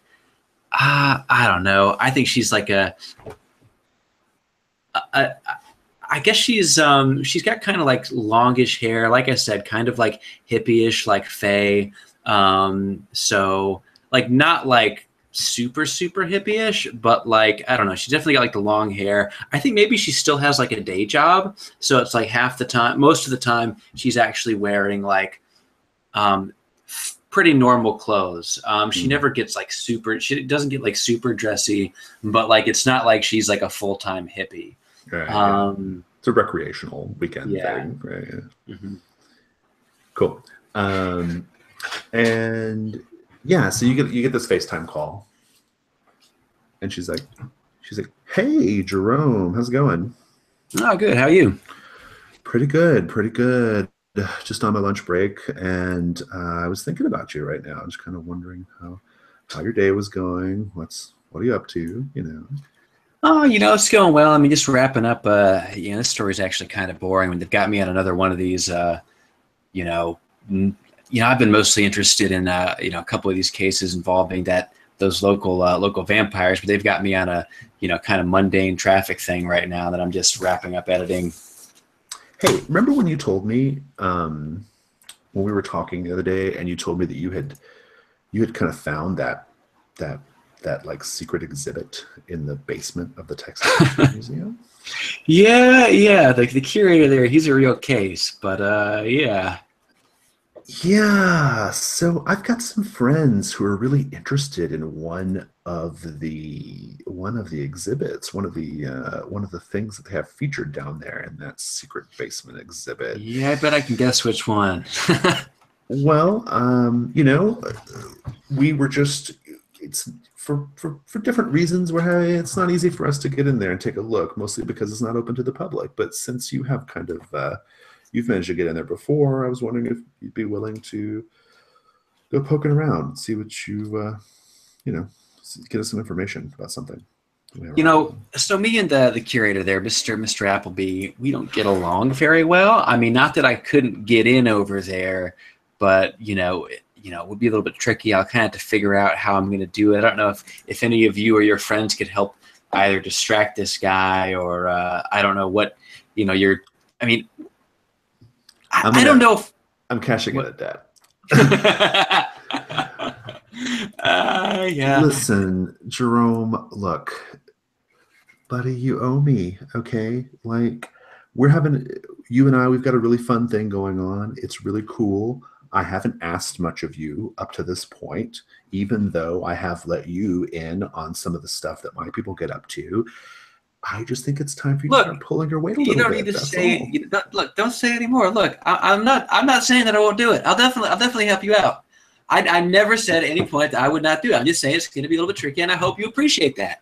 I will appreciate that. I'll appreciate the fuck out of it the next time I see you. How does that sound?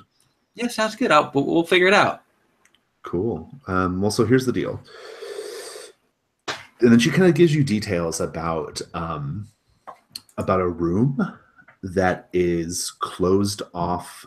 It's in the basement, and there's something that they have in the basement exhibit, that is closed off behind a bank vault door. And she wants to know if you can figure that out. A bank vault door? Okay. A bank vault door in the basement. Yep. She did not say that in the phone call. She texted you that, right? Oh, yeah. She texted me right afterwards. BT dubs. No. Oh. Okay, so I spent my debt. So okay, there we go. And I'm interested in this. Okay, interesting. All right, let me make a note of that I spent that debt. Okay, cool. Big vault door. I don't know. Well, so hold that thought. I'm going to cut over back to Landon now. Landon, you're with this guy. Okay, I'm not sure like what kind of club, I guess in Austin, what kind of club in the middle of the day they got shit going on in the back rooms, but whatever. It's just always. Tell me about this person that you're kind of like you're spending your excess energy on right now. So it's this room in the back of the bar. You have to go down this hallway and the lights go off, but as you get towards the end of the hallway, they have these rooms with these like plastic flap drape things over the doors, because it's easy to hose down. And inside it's just like red light, and there's like a sling, and this guy is there's like this like thing that looks like it has a bunch of torture devices on it or something, as far as the layman is aware. And yeah, this guy is just having his way with me. Pulls out this metal thing. Right. Yeah, we see the shot of him, and he pulls up this metal thing, and then the metal thing goes down off camera, and then you hear all these sound effects. Yeah, that's what's going on. And I think that he's like looking at me, and there's like this look on his face, and his like eyes are wide, and there's like almost like there's a reflection of like white light in his eyes as he's doing this. Yeah, no, I'm into it. That's cool. So here's the deal. You've got this whole thing going on with this big bruiser leather daddy guy, and as you're kind of there, you're kind of prone, this is going on, right? At a certain point, they turn back and they turn to face you, and you see that their eyes are glowing red. Okay, like they got two big red LEDs in their eye sockets, like just glowing red, and like a big smile on their face. And he says, "You may not know me, but I definitely know you, Landon. But you may know him, so this would be a chance to put a face to a name, okay? Or put a name to a face. It's vice versa. Okay. This character is Wild Faction, so you would roll plus Wild. All right. My Wild is 2. Okay, and you get to mark that as well, so you can mark Wild. I'll do it for you. Boom. Thanks. And what'd you get? An 8. An 8. An 8. Okay, let's read what happens here. All right. On a hit, you know their reputation. I'll tell you what most people know about them. Okay.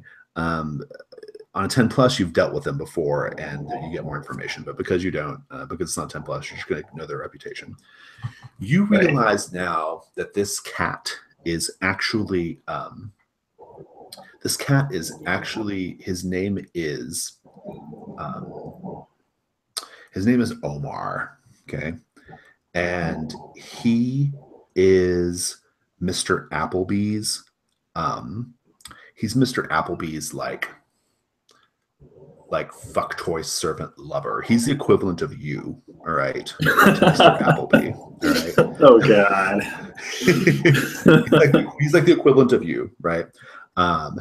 And he's there, and I think he pulls out this like cat o' nine tails, but it's got like but it's like serpentine, like there's like snakes on the end of it, right, that are kind of like writhing around. And he's like, you know what this is about, right?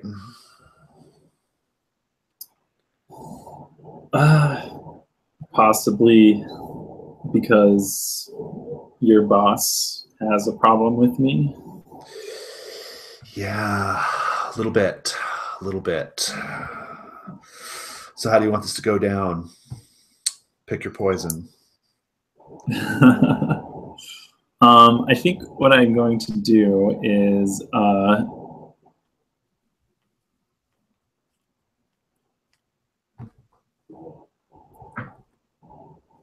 think I'm going to try and seek the guidance of my patron. Mm. Is that one of your and moves? It's like Tendrils in the Dark. It says, when you seek the guidance of your patron through rituals and portents. So I don't know if that's appropriate. Let's see The word here. ritual. The devil inside. Let me just look. Where are we looking at? Is this on the Tainted playbook? Yeah. Okay. All right. And what are we looking at here? Tendrils in the Tendrils Dark. in the Dark. Seek guidance of your patron through rituals and portents. Okay. Well, this is a portent, all right. Go ahead and I roll. need to read the sex toys and see. Roll plus. Read the bones. I think just like the port is you're in danger, and I'm into it. So I think you're just like in total danger. You're just like screaming out to Charlie, like "fucking A, help me!" Go ahead and roll plus spirit. Get the move on the table, and we'll resolve it in a minute. 7. All right. Let's see what that means. On a hit, the signs and signals are laid out before you. Take a +1 forward if you follow the path. On a 7 to 9, you're drawn further into the web. Keep your cool to make your own way. Oh, I see. This is kind of like a more. This is supposed to be like a more of like a long, like a sort of like long-term move than a sort of immediate get out of trouble, get out of danger free card. I'm into it though. I think I'm just gonna. Using it in this situation, I think I'm just going to make the results a little more extreme. Okay. Yeah. So without taking the time to properly consult or whatever, you get the distinct feeling that Charlie wants to watch you suffer right now. Okay. Think about how you know that, and we'll come back to it. All right. Meanwhile, Gabby, you got a miss, right? Yep. So you are at Oil Cans, and you are talking to, you're chit-chatting with Michael, trying to find out, like, have you seen, what's your approach here? Just what would you be saying? I think I would kind of scoot on up to the bar and I'd talk. I think he's probably setting up for the evening. During the day, doing a little bit of cleaning, staging the bottles, that kind of stuff. Yeah. And I think I sit down and pour myself one. We're close enough. And ask around, oh, have you heard from so-and-so? And, I heard this happened. And have you seen them? Oh, have you seen Landon lately? And that's all going on. And he's like, no, I haven't. I don't know what you're talking about. Or I don't know where he's at, and so on and so forth. He doesn't really know. Yeah. But then you hear someone like down the bar from you, who you don't remember being there before, say, did I hear you were looking for a Landon? Yeah. Do you know him? This person is, I think he looks like Neil Patrick Harris, but like the How I Met Your Mother version, like in a silver suit, that kind of thing. Just some guy there having a drink, right? Landon, what's your surname? Do you have a surname that we've established yet? I don't want to just make up something, but he's Middle Eastern, so I don't know. I don't know a Middle Eastern surname off the top of my head. We'll just say, we'll think about it. He says, he describes Landon, right? And it matches Landon's description. Okay. And he says, I kind of know him. Let's just say he and I have something of a working relationship. I see. It's like, so you're looking for him, huh? Yeah. We're friends. We've hung out, so yeah, I'm kind of looking for him. Cool, cool. I can take you to him. Do you want to see him? Yeah, that's what I'm looking for. Great. I've got some time. Let's do it. Great, let's go. And he beckons you. He's like, my BMW's parked right outside, and then he will take you out there. Nice ride. Well, so I'm going to cut over to Jerome. Jerome, what's your first move here? So I think I got to go like scout out the museum a bit. I've been there before, but I got to take a look around now that I know what Mr. Appleby is really capable of. Right. I think to do this, I'm going to bring one of the office interns, Dougie, to help me scout around, because I know that like Appleby is going to be a little bit like aware of me. Like I'm worried that he might notice me, so I'm sending Dougie in a little bit while I'm kind of scouting the perimeter. Dougie's a high school kid; like he can get around in there, like ask some questions, see what's up, without arousing too much suspicion from this demon. Hopefully. So his name is Dougie? Yeah. Why not? I don't know what his last name is yet. I just kind of made that up on the spot, but I'm sticking with Dougie. Good. I made a note. Okay, so we have a move that might be in play here called Investigate a Place of Power, unless you have a better playbook move. The playbook move that I would be pushing would be Snoop, but I could go with either one of these, honestly. What is the Investigate? Okay, there it is. Roll detection. I want to... The move I had in mind was Snoop, but I could think of either of these. One of the playbook moves for me is that I think if you're trying to just figure out a way in, it's Snoop. Okay. Right. If you're trying to learn something about the deeper mystery, it's Investigate a Place of Power. I'm not pushing the deeper mystery right here. Okay. I'm definitely kind of sizing things up. I'm interested in seeing if there's like a good time to go in when Applebee's not going to be around. Maybe maybe Dougie can pick up like some code to that safe or something by sneaking around and seeing if we can get into Mr. Applebee's office. I don't know. I've given him some guidelines on what I'm interested in. Meanwhile, I'm kind of checking out the perimeter. I probably spent a while. Like maybe I get like a place where I can kind of look in on this. And I'm also kind of figuring out like Mr. Applebee's like hours as well. Mm-hmm. I've got like an office or like a room and like a building that I've got like a sight line on it. Maybe I'm on the roof. I like being on the roof for this. Meanwhile, I'm like texting this kid who I'm sending in there, who's looking around at stuff, snapping pictures for me. That's kind of my approach to this, and I think that I'm angling more for Snoop with this. I love it. Roll it. All right. Also better at mine than investigating wild. Oh no, Snake Eyes. That's a 4 total because I got the +2 mine. So nice. I love it. Let's take like a quick 2-minute break. We'll come back and resolve some of the stuff.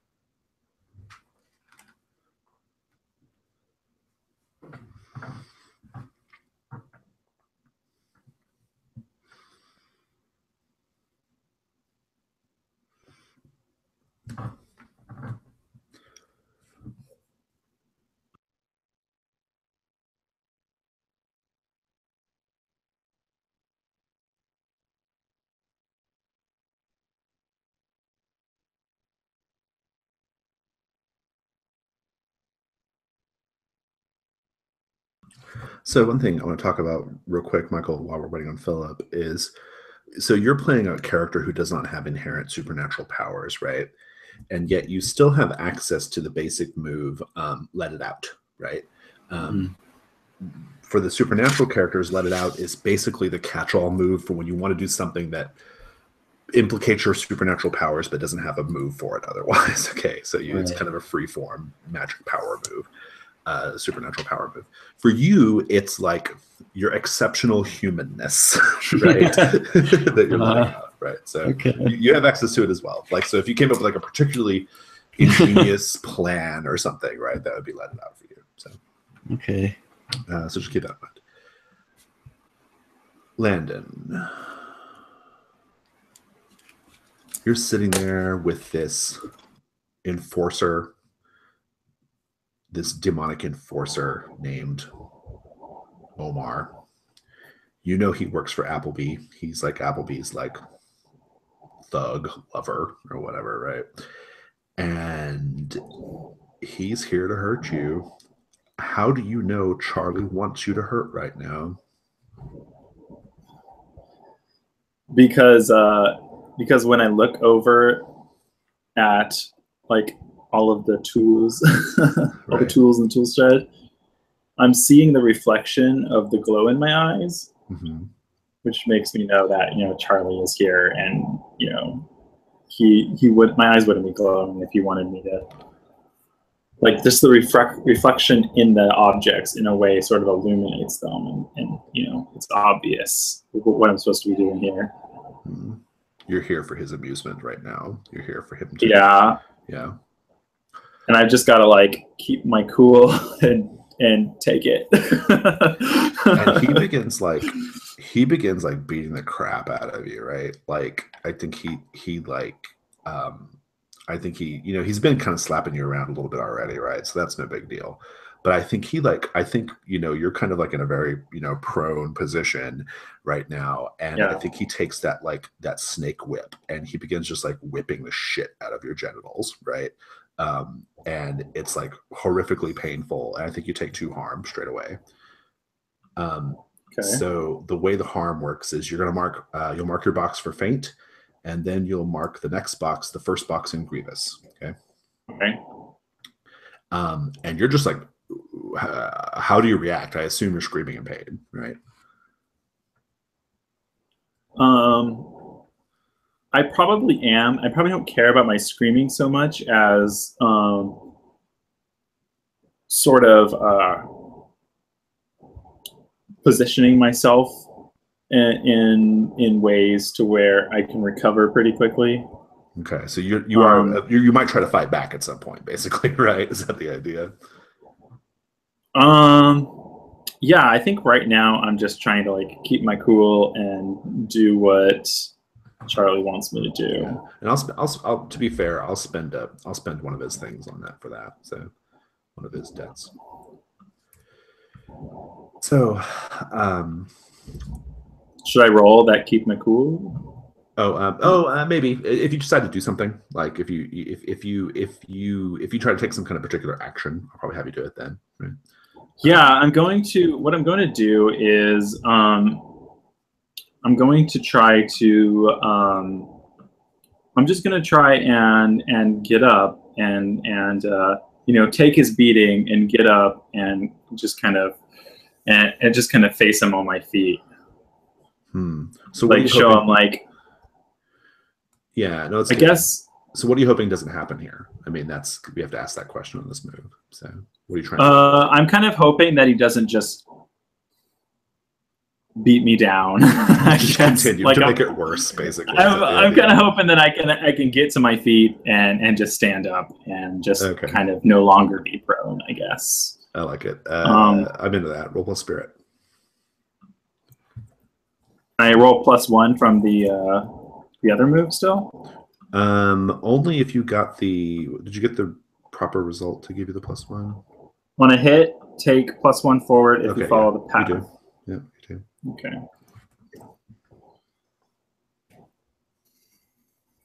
So that's just +1. Oof. That's 6. Hold that thought. Meanwhile, in the car, this character, Gabby, really nice BMW. He smells good. He wears like some kind of like really nice, cologne. Smells expensive, and he's kind of making some chit chat with you while you're kind of driving down the street wherever he's taking you. And he pulls up to what we call the chainsaw, or what was it? The chain drive. The chain drive. He pulls up to the chain drive, right? And I don't know how you feel about that, but maybe you have a sort of like, of course that's where he is moment. But before you get out, he's like, hey, listen. So I know kind of what your deal is. And I know that you might have an in with a legislator, a very special legislator, state senator named Langston. Ring a bell? Certainly, yes. Listen, I'm getting ready to I'm trying to take advantage of some economic opportunities here, some ventures I'm looking to establish here in the city. And I'm having a bit of trouble getting some permits, some building permits on the east side. In fact, that's what I'm after. And he kind of will like tell you a little bit of the details of these, like, he basically wants to put up this nice, like high rise on the east side, right? Apartments, that kind of thing. He says, having a bit of trouble with the city, getting it all sorted out. Would love for Senator Langston to put a little bit of pressure on all the right people. And since you know Senator Langston, I thought you might be able to help me out with that. I can talk to him and mention it, or I could set up a meeting. However, I can't, put pressure on him myself. That's a really big ask. Well, I mean, let's say I wanted you to go in and soften him up for me. What would it take for you to do that? I'm not sure exactly what you could offer. I think you have me at a disadvantage. What do you think you might be able to help me with? Well, let's just say that I'm a pretty powerful guy, and it's nice to have pretty powerful guys on your side. Oh, I know. Yeah, that sounds, yeah.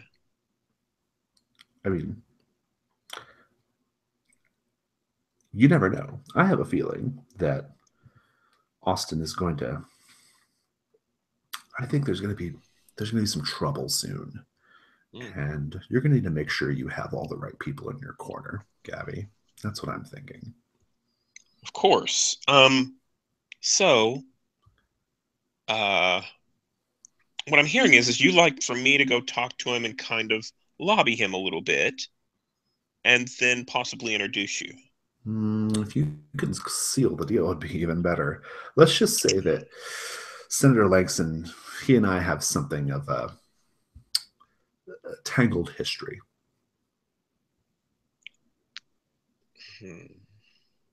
Okay. So, in other words, don't mention you. Yeah.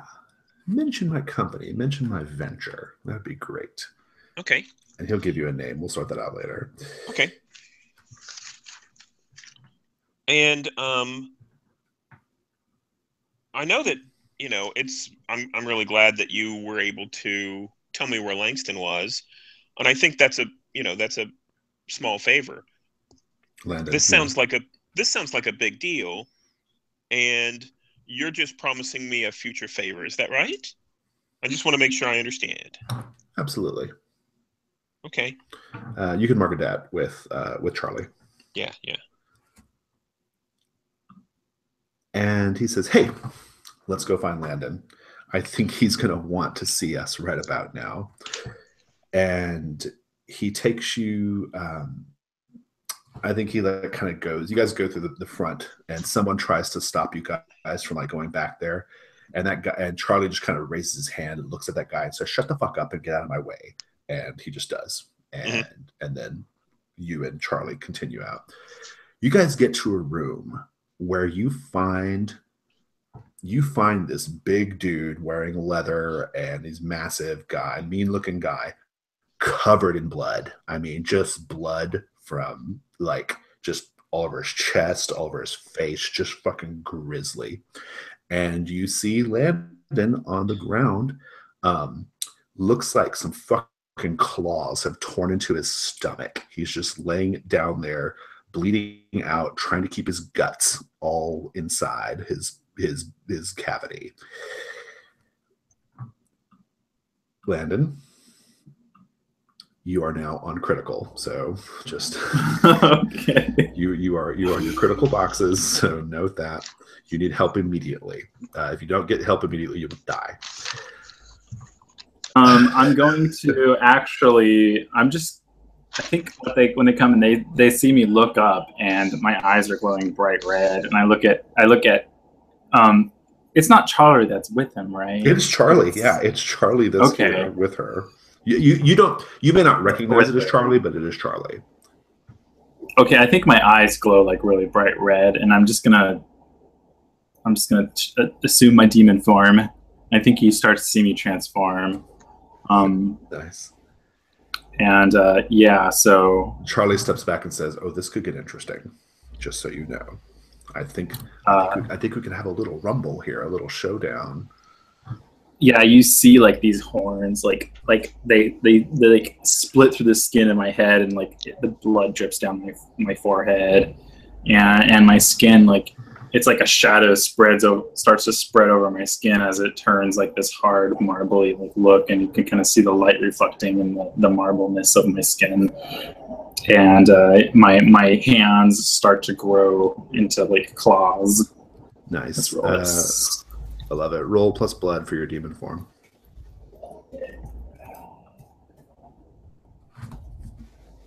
An 11. Nice. You can choose 2. I assume you're going to choose heal 2 harm. Yeah, I'll heal 2 harm. And I'm not sure I understand what this plus demonic stuff is. Well, so you have the demonic. You can add a demonic weapon to your body, basically. Okay, and then there's no just like deal harm move, right? Is there? No, there's not. Oh, you can inflict +1 harm like whenever you do the attack move, right? So okay. You don't deal any harm right immediately, but you're just in your I think it makes sense for me to take the demonic weapon, which is going to be my claws. So you can bump your marks back down to the first. I marked it down. Yeah, I marked it down too already. Yeah, that's good. Yeah. And then my claws get big, and then I'm just going to lunge at him. This guy. Nice. Yeah. Gabby, how do you feel when you see this? First, when you see Landon just like splayed out, and then him transforming. So I think that I've got an inkling about what's going on with Langdon. I don't know if I've seen him in his demon form before, but it's probably not that surprising. Right, you've seen a lot of shit. Yeah. What is surprising though is that someone's beat the shit out of him. Right. This isn't very common. Right. And I imagine that basically this guy he's got like a cat of 9 tails or something like that in his hand. Actually, at this point, he's got 2 great big old claws. On his hands? Yeah, they're his hands, right. Yeah, I think even better. I think he rears back with one. Gabby grabs it, Mm-hmm. and I think he's a little startled, and then she licks the blood off the tip of one of the claws. Nice. Keep it creepy. Yeah. I think Charlie looks at you and says, I like your style, Gabby. That's really nice. Cutting back to the museum. You haven't heard from Dougie in a while. You're roaming around. I think you're roaming around some of the like legit exhibits. You know, there's people. It's middle of the day, so it's not super busy, but there's still some, you know, some moms, you know, from out of, you know, from Waco or Lubbock or wherever, you know, on vacation, poking around, and Mr. Appleby walks up to you. Oh, he sure wanted to see. Yeah, Mr. Appleby is wearing. I think he's like an older British gentleman. Think like Peter O'Toole or Ian McKellen, something, you know, like that. Silver hair. I think he's got like a little bow tie and like a little vest. Right. He does not look imposing or anything. Right. And he just comes up to you and he says, Jerome, I thought I might find you roaming around the museum today. Oh, well, good to hear that you saw me coming. And I'm very consciously sort of like eyeing the area and making sure that there's at least a couple not like other people around while this conversation's happening, because I really don't want to talk to him alone. And I go, yeah, you know, I just, you know, was interested in some of the items. I hear you have a new exhibit coming up that you know, we might do an article on in the Star Ledger. You know, I just wanted to see what was going on over here. Well, I love a positive story in the paper. That is certainly true. I've got something I'd love to show you. Come with me. Oh, where are we going? Oh, just to my office. Don't worry, we're not going into the basement. Okay. I'm definitely very, very tense about this. I think I'm starting to walk along with him anyway. But I'm like, could you tell me what exactly you're going to be showing me here? Oh, well, I wouldn't want to spoil the surprise. I mean, I start following him, but I stop right as we're gonna go around a corner and like out of like vision of like everybody else. And I'm like, no, we could definitely discuss this right here. You can surprise me now if you want to. Let's just say I found your little friend roaming around. Okay, I go with him. Good. I like that, Jerome. A sense of loyalty. That's the sort of person that well. What do you want, you creepy old man? I'd like to be friends with, if it wasn't for the fact that you were poking around in things that are frankly none of your business and that your mortal mind couldn't possibly understand. Yeah, well, I don't know. We'll see about that. And at whose behest are you here for?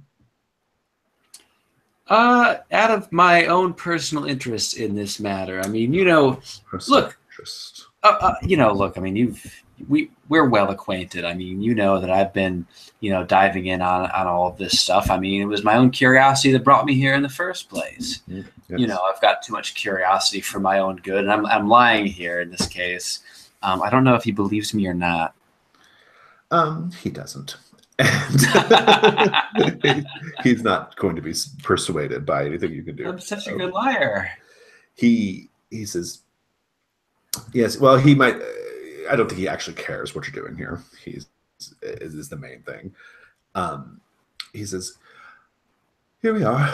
Here's my office. He kind of takes out the key. He undoes the key. And he kind of unlocks the door. And Dougie is in there. And Dougie is sitting in a chair. And he is like, his head is lolled back. And he's just like staring up at the halogen lights in the ceiling of his office. A little bit of drool running down his chin, right? And he says, I better move his head, or he's going to he'll injure his neck. He's like they're like newborn babes when they're like this. And he kind of pushes, you know, he kind of tilts Dougie's head back forward a little bit. He says, I actually do have something to show you, Jerome. Something I think you'll find very interesting. And he goes to his desk and he retrieves this knife. And it's this like long, like curved knife, right? And he says, "This knife belongs to a serial killer who stalked the streets of early Austin, turn of the century. He murdered black prostitutes when they were on their way back to their homes after engaging their profession. And it was quite a terror throughout the city, as you might imagine. Moon towers, those big lights all around the city, they were originally installed just so that people could keep an eye out for the Annihilator. That's what he called himself. And this is the knife he used. And he kind of goes over to Dougie, and he like just sticks the tip of the knife like right into Dougie's like collarbone or whatever. And I put my fucking gun out. I got my gun on this. What? And Dougie just cries out like in pain, like he snaps out of whatever he was in. What do you do? Go look, you fucked up old devil man. What are you gonna do to keep me from bringing everybody in, all those old ladies in that exhibit and the guy calling the goddamn police right now? Like I'm not the one taking the fall right here. You're gonna let Dougie go, and we're gonna walk out of here, and that'll be that. Jerome, do you think someone who is able to install a completely illicit, supernatural, dark exhibit in the basement of the Texas History Museum without anyone batting an eye or asking a question can't get himself out of a situation like that? I assure you he can.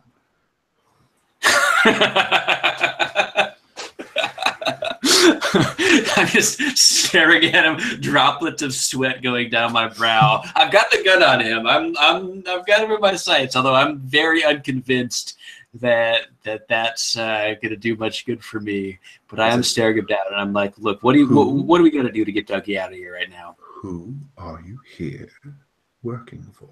Who has you poking around right now? Is it that demon? The one who has also almost certainly found himself in a bit of a sticky wicket. What do you need me to do to let him go? I'm not telling you anything unless you let Dougie go right now. I think you don't realize who's holding all the cards here, Jerome.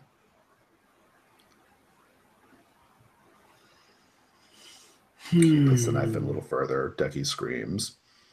I go, all right. Yes, I mean, I don't know if he was acting consciously, but my friend Landon was curious about looking into this a little bit more. I think that demon that's got him in his sway sent me over here to investigate a little bit. He's very curious about what's in that safe downstairs. Now you're lying. Now it's a plausible lie. Now it's a plausible lie. All right. That's an 8+2, which is a 10. Okay. So which move is that? What move is it we're doing? It's mislead, distractor, trick. Unless you've got something else. Oh no, I love it. Oh, it's a basic move. Okay, no, I love it. That's great. Mm-hmm. So how'd it go? That's a 10. All right, go. I rolled an 8+2. Mine gets me there. So I want to hit their fold at least for a moment. On a 10+, I get to pick 3. Think about it. I'm gonna cut for a second. Okay. All right. So I wanted to. You're in demon form. Yeah. So I wanted to just check with you. I noticed at the end it says if I mark corruption, choose one more. Can I just choose to put +1 harm on my? Yeah, go for it. Yeah. Yeah. Okay. So I'll mark a corruption. Go for it. I believe that is a desirable thing. Yeah. So I am going to lunge into this guy. I'll unleash an attack on him. I think I just roll it, right? Plus blood? Yep, you're unleashing an attack on him. You just roll plus blood. No. It's like caps don't work.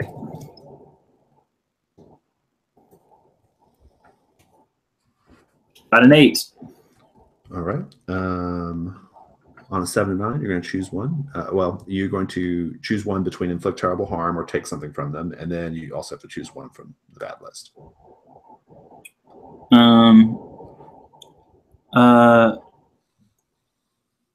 I think it makes sense to find myself in a bad spot. Yeah. So how much harm? So terrible harm. So how much harm are you doing here then? I'm doing terrible harm. I'm using my my hands, which are 3 harm, and I'm inflicting +1 harm. Okay, so this will kill him. I mean, that's it. Yeah. I think that, so the way the fight's gonna look. So he's like he's got big claws, and I think his face has kind of become kind of like a silverback gorilla, right? Like big, he's just gorilla, like, and he's even like roaring and hissing in that way, right? And lunging at you as you're lunging at him. Gabby, what are you doing during all this? Just out of curiosity. I think at this point, I'm watching to see who wins. I want to see exactly what happens. I don't want to steal Langdon's kill from him. I also want to make sure that he's, we've hunted well together in the past. So I don't really want him to go down for no reason. But I'm also keeping an eye on Charlie. I don't really know much about him, and I don't know which side he's coming down on. So I want to make sure if he comes in. So they're in this back room. I think it's one of those places where like they have really loud like bumping music playing, so that like everything that people are getting up to in these back rooms, people can't hear it from the streets or whatever, And so, and I imagine the room is all like, lit with red lights and it's that whole thing, right? Very David Fincher, right? And they're just like clashing and like ripping at each other, and there's like all this like shit going on. It smells like sulfur in the air suddenly. Just all this like crazy shit is going on. And Charlie, he like kind of presses right up against you and says, "This is making me so fucking horny right now."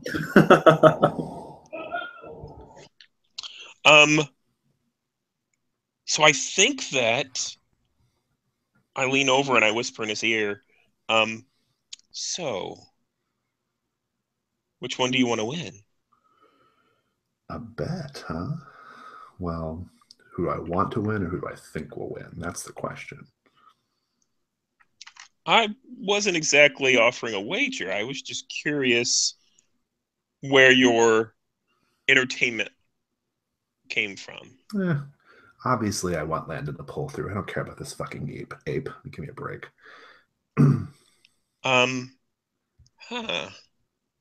So, what's your tie to Langdon? Landon. Why do you? He's like, Landon. Oh, he's my bitch. I mean, come on. Oh, you're that guy. I'm the dom. He's the sub. I'm the master, he's the slave. I'm the daddy, he's the bitch. That's how it goes. So, I think that he's like pressing up against you. Like you can feel his erection on you. Oh, yeah. I think I'm very used to this. This is completely fine. Yeah. I know that he's giving me power. He's like, shall we find one of these other private rooms and go take care of this right now, or what? You don't want to watch? You don't want to see how this turns out? Didn't you set this up? Think, yeah. Like he'll make out with you right here in the middle of this room while these two demonic creatures are going at it, right?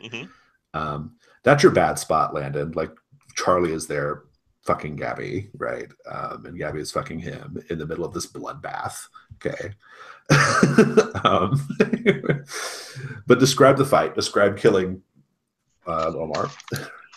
Yeah. I think what I end up doing is we tumble a little bit, but all it is a matter of is me getting a grip on him. And when I get a grip on him, I smash him into one wall, and you hear like the crack of like bones breaking, and there's like the wall is like smashed in, and there's blood splatter, and then I smash him against another wall, and it's similar effect. And when I pull him away from that wall, he's he's obviously like broken.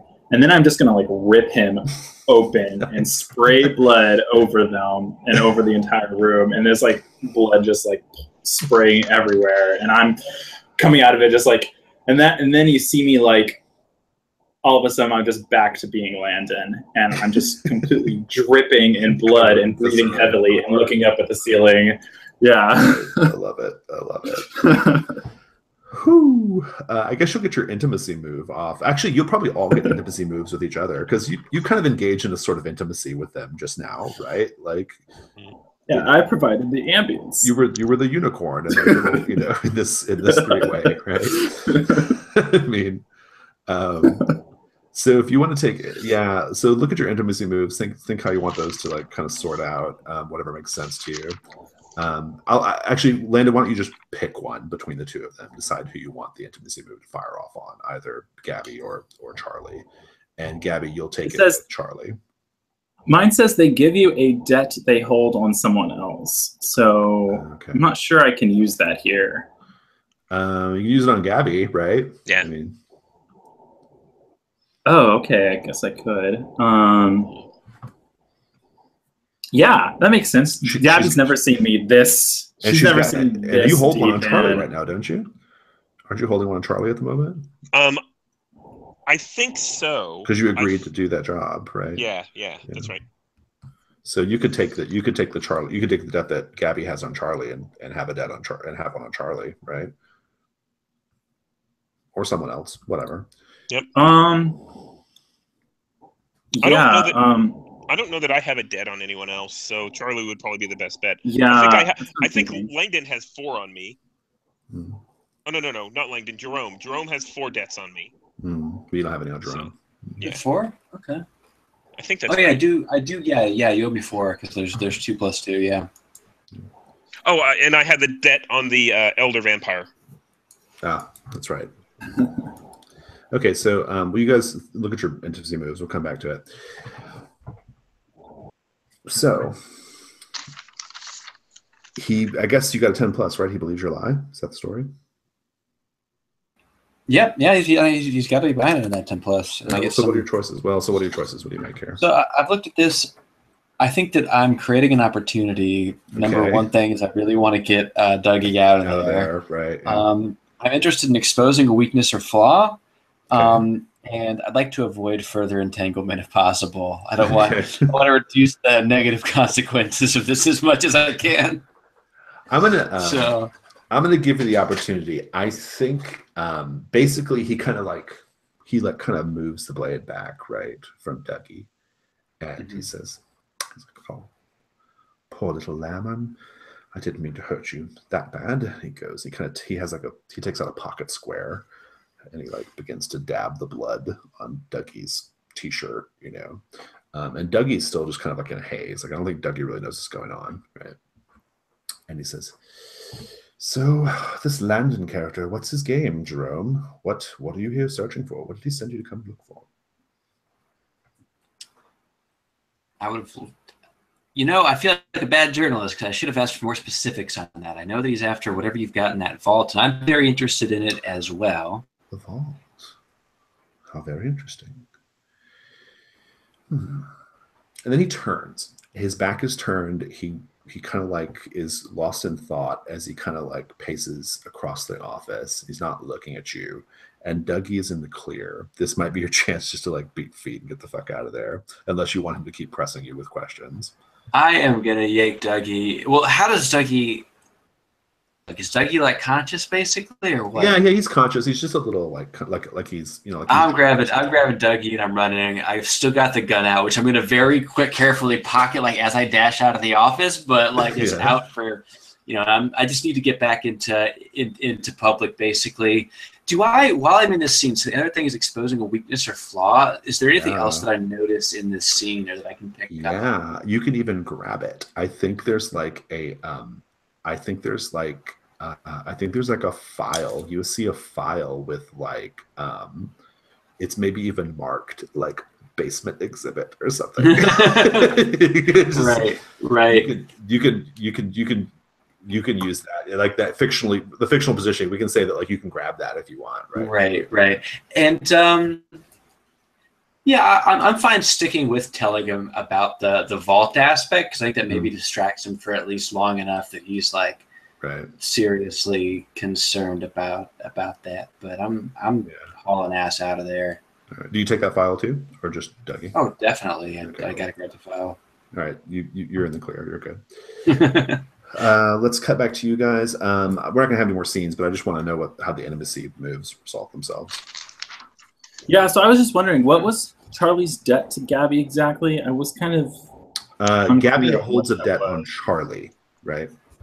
So that means that Charlie owes Gabby, right? Or does Gabby Charlie owes Gabby, right? Yeah. Charlie owes Gabby.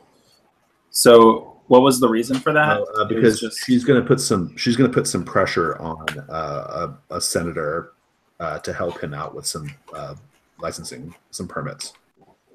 Was that Charlie or was that somebody else? That was Charlie. Yeah. Yeah. Huh. Yeah. Okay. So I think the way that this works is that I think there's like this impression that Charlie gives you, like when he brings you here, that you'll sort of be reporting to me in a way. Like he came here to show you that my power, and yeah. So I take over that the responsibility for getting that debt taken care of. Well, so Charlie owes. You just write it down for yourself against Charlie, basically. Like we don't have to explain it in the fiction. It's just something that you have. Oh, so Charlie would owe me that debt? Yeah, instead? Charlie owes you. Oh, okay. All right. Yeah. Okay. And no longer owes me. Yeah, exactly. And it's kind of hand waved a little bit, right? It just kind of comes down to, it's got something to do with like the power that you exuded during you were all fucking and doing your craziness. So, how does yours resolve?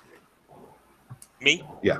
Okay, so I think I had another move that also triggered, which is irresistible, when you persuade an NPC using promises or seduction. Persuade him to do what? Well, no. In this case, I was kind of seducing Charlie. Yeah, kind of. I mean, he was down for it regardless. Okay, so it doesn't sound like it fits. I think we're good. He was kind of like into it. I mean, there was no. Okay, sounds good. So my intimacy move is when you share a moment of intimacy, tell them a secret about yourself or owe them a debt. Either way, they enter your web and owe you a debt. Oh, so now you get your web going. Interesting. Yeah. Interesting. What do you want? So I think that so far I've been trying to put on a very confident, strong face in front of Charlie. Yeah. And I think he finds out a secret about me. He sees a flash of insight. Deep down, I'm still the little maid that came to town ages ago. And he sees through the bravado and sees the weakness. Yeah, I like that. Good kind of a manipulation thing going on. Like he can kind of, that's good. Yeah. Cool. So yeah, make note of all that stuff. And, we'll end the session. That was good. That was more action packed than I thought it was going to be. So I think actually, looking at the web stuff, I think Jeffrey is also in my web because he came to me for a favor. Indeed. Jeffrey the vampire? Yep, indeed he is. Yep. Okay. That's true. So let's does he have to come to your sanctum though for that? So the way that it reads is when someone comes to you to ask for a favor, look for advice or info or threaten your interests. They enter your web and owe you a debt. Got it. Okay. Yeah. So I think he owed me a debt anyway, but I think being in my web gives me a +1 ongoing to assist them. Yeah. Absolutely. Yeah. Cool. Session end. At the end of every session, if you learn something meaningful about a faction, increase your score in that faction by 1 and decrease your score in a different faction by 1. Tell the MC how your relationships to those communities have changed. It can be real simple. It doesn't have to be like super meaningful. It can even just be maybe you didn't, right? Then that's okay too. So I can do that. I think I'm arguably gaining info on the wild. I mean, that's what I've been checking out, especially around Appleby. Managed to snatch that file, which is going to have more info that I can glean. But that's kind of the one that I've been angling towards. Okay, so you'll bump that up to 0. Which one are you going to knock down? I'll mark down power. Yeah. Mostly because no one's done anything with power this whole. Right. Yeah, I think the least useful, at least so far, to start off really strong in. Yeah. What about you, Gabby? Yeah. So I think I learned about Wild because I met Charlie and saw Landon just totally devil out. Yeah. You got the full Wild experience, like the full demon experience tonight. I feel like. So I think I'm going to bump up Wild, and I'm going to take down Mortality because my connection with Michael didn't go anywhere. Yeah. Cool. Landon, what do you think? So, if I'm understanding correctly, this move is basically if we learned something about a faction, if you're closer to the faction in some way, if you learn more about them, or you have a stronger connection to them, I mean, I feel like I was very Wild this faction. I already have Wild marked though, so I don't know how that. No, we're just raising one of your scores by 1. The marks just stay. Don't worry about the marks. Okay. So I would just raise Wild to 3. To 3. Is that what I'm understanding? Mm-hmm. Okay. And then you have to lower something else by 1. Something like one of the factions that you have less of a connection to after this session. This was totally way far away from Mortality. So okay, I think normally when I go to these things, it sort of makes me feel more mortal because I'm usually so like passive. But this time I had to I think I'm less mortal. You drew a demon enforcer, so what are you going to do? Right. Yeah. Oh well. So you'll lower Mortality by 1 then. And then. I did. Yeah, it's at 0 now. Cool. All right. Well, let's see what else the rest of the session end thing is. Blah, blah, blah. If someone did you a favor at cost, tell the group you owe them a debt. If you did someone a favor without redress, tell the group they owe you a debt. I'm not sure if any of that happened. If there's anything else, I think when I read that, I was like, oh, I don't think so. But I feel like I could make a case for that with what's her name, with Christine. Well, no, not with Dougie, with Christine, because she gave me this mission that not everything was disclosed to begin with. True. And the sort of, I noticed on that move, it's like, I mean, it's an NPC doing it, so it's different, but it's do you a favor at moderate cost. The cost that I'm getting from her is kind of what's already been established. Right, so she's not really, she hasn't offered you anything. Ways, it's like she kind of owes me one, like. Right. So you didn't mark a debt with her before then? No, not beyond the one that I started with. Okay, you can mark another. Yeah, I'm cool with that. I think that's appropriate. I think she owes me one for this shit. I think she probably does, yeah. I think Dougie probably owes you one too, to some degree, right? I think that you could make a case for that as well, but I kind of got Dougie involved in this. I mean, if anything, that's true. That's a good point. If anything, you owe him. Right? Yeah. If someone did you a favor at cost, I think I do owe him. Yeah, I think you owe him because he didn't sign up for this shit. So yeah. What do you think he was getting into being an intern at the Star Ledger?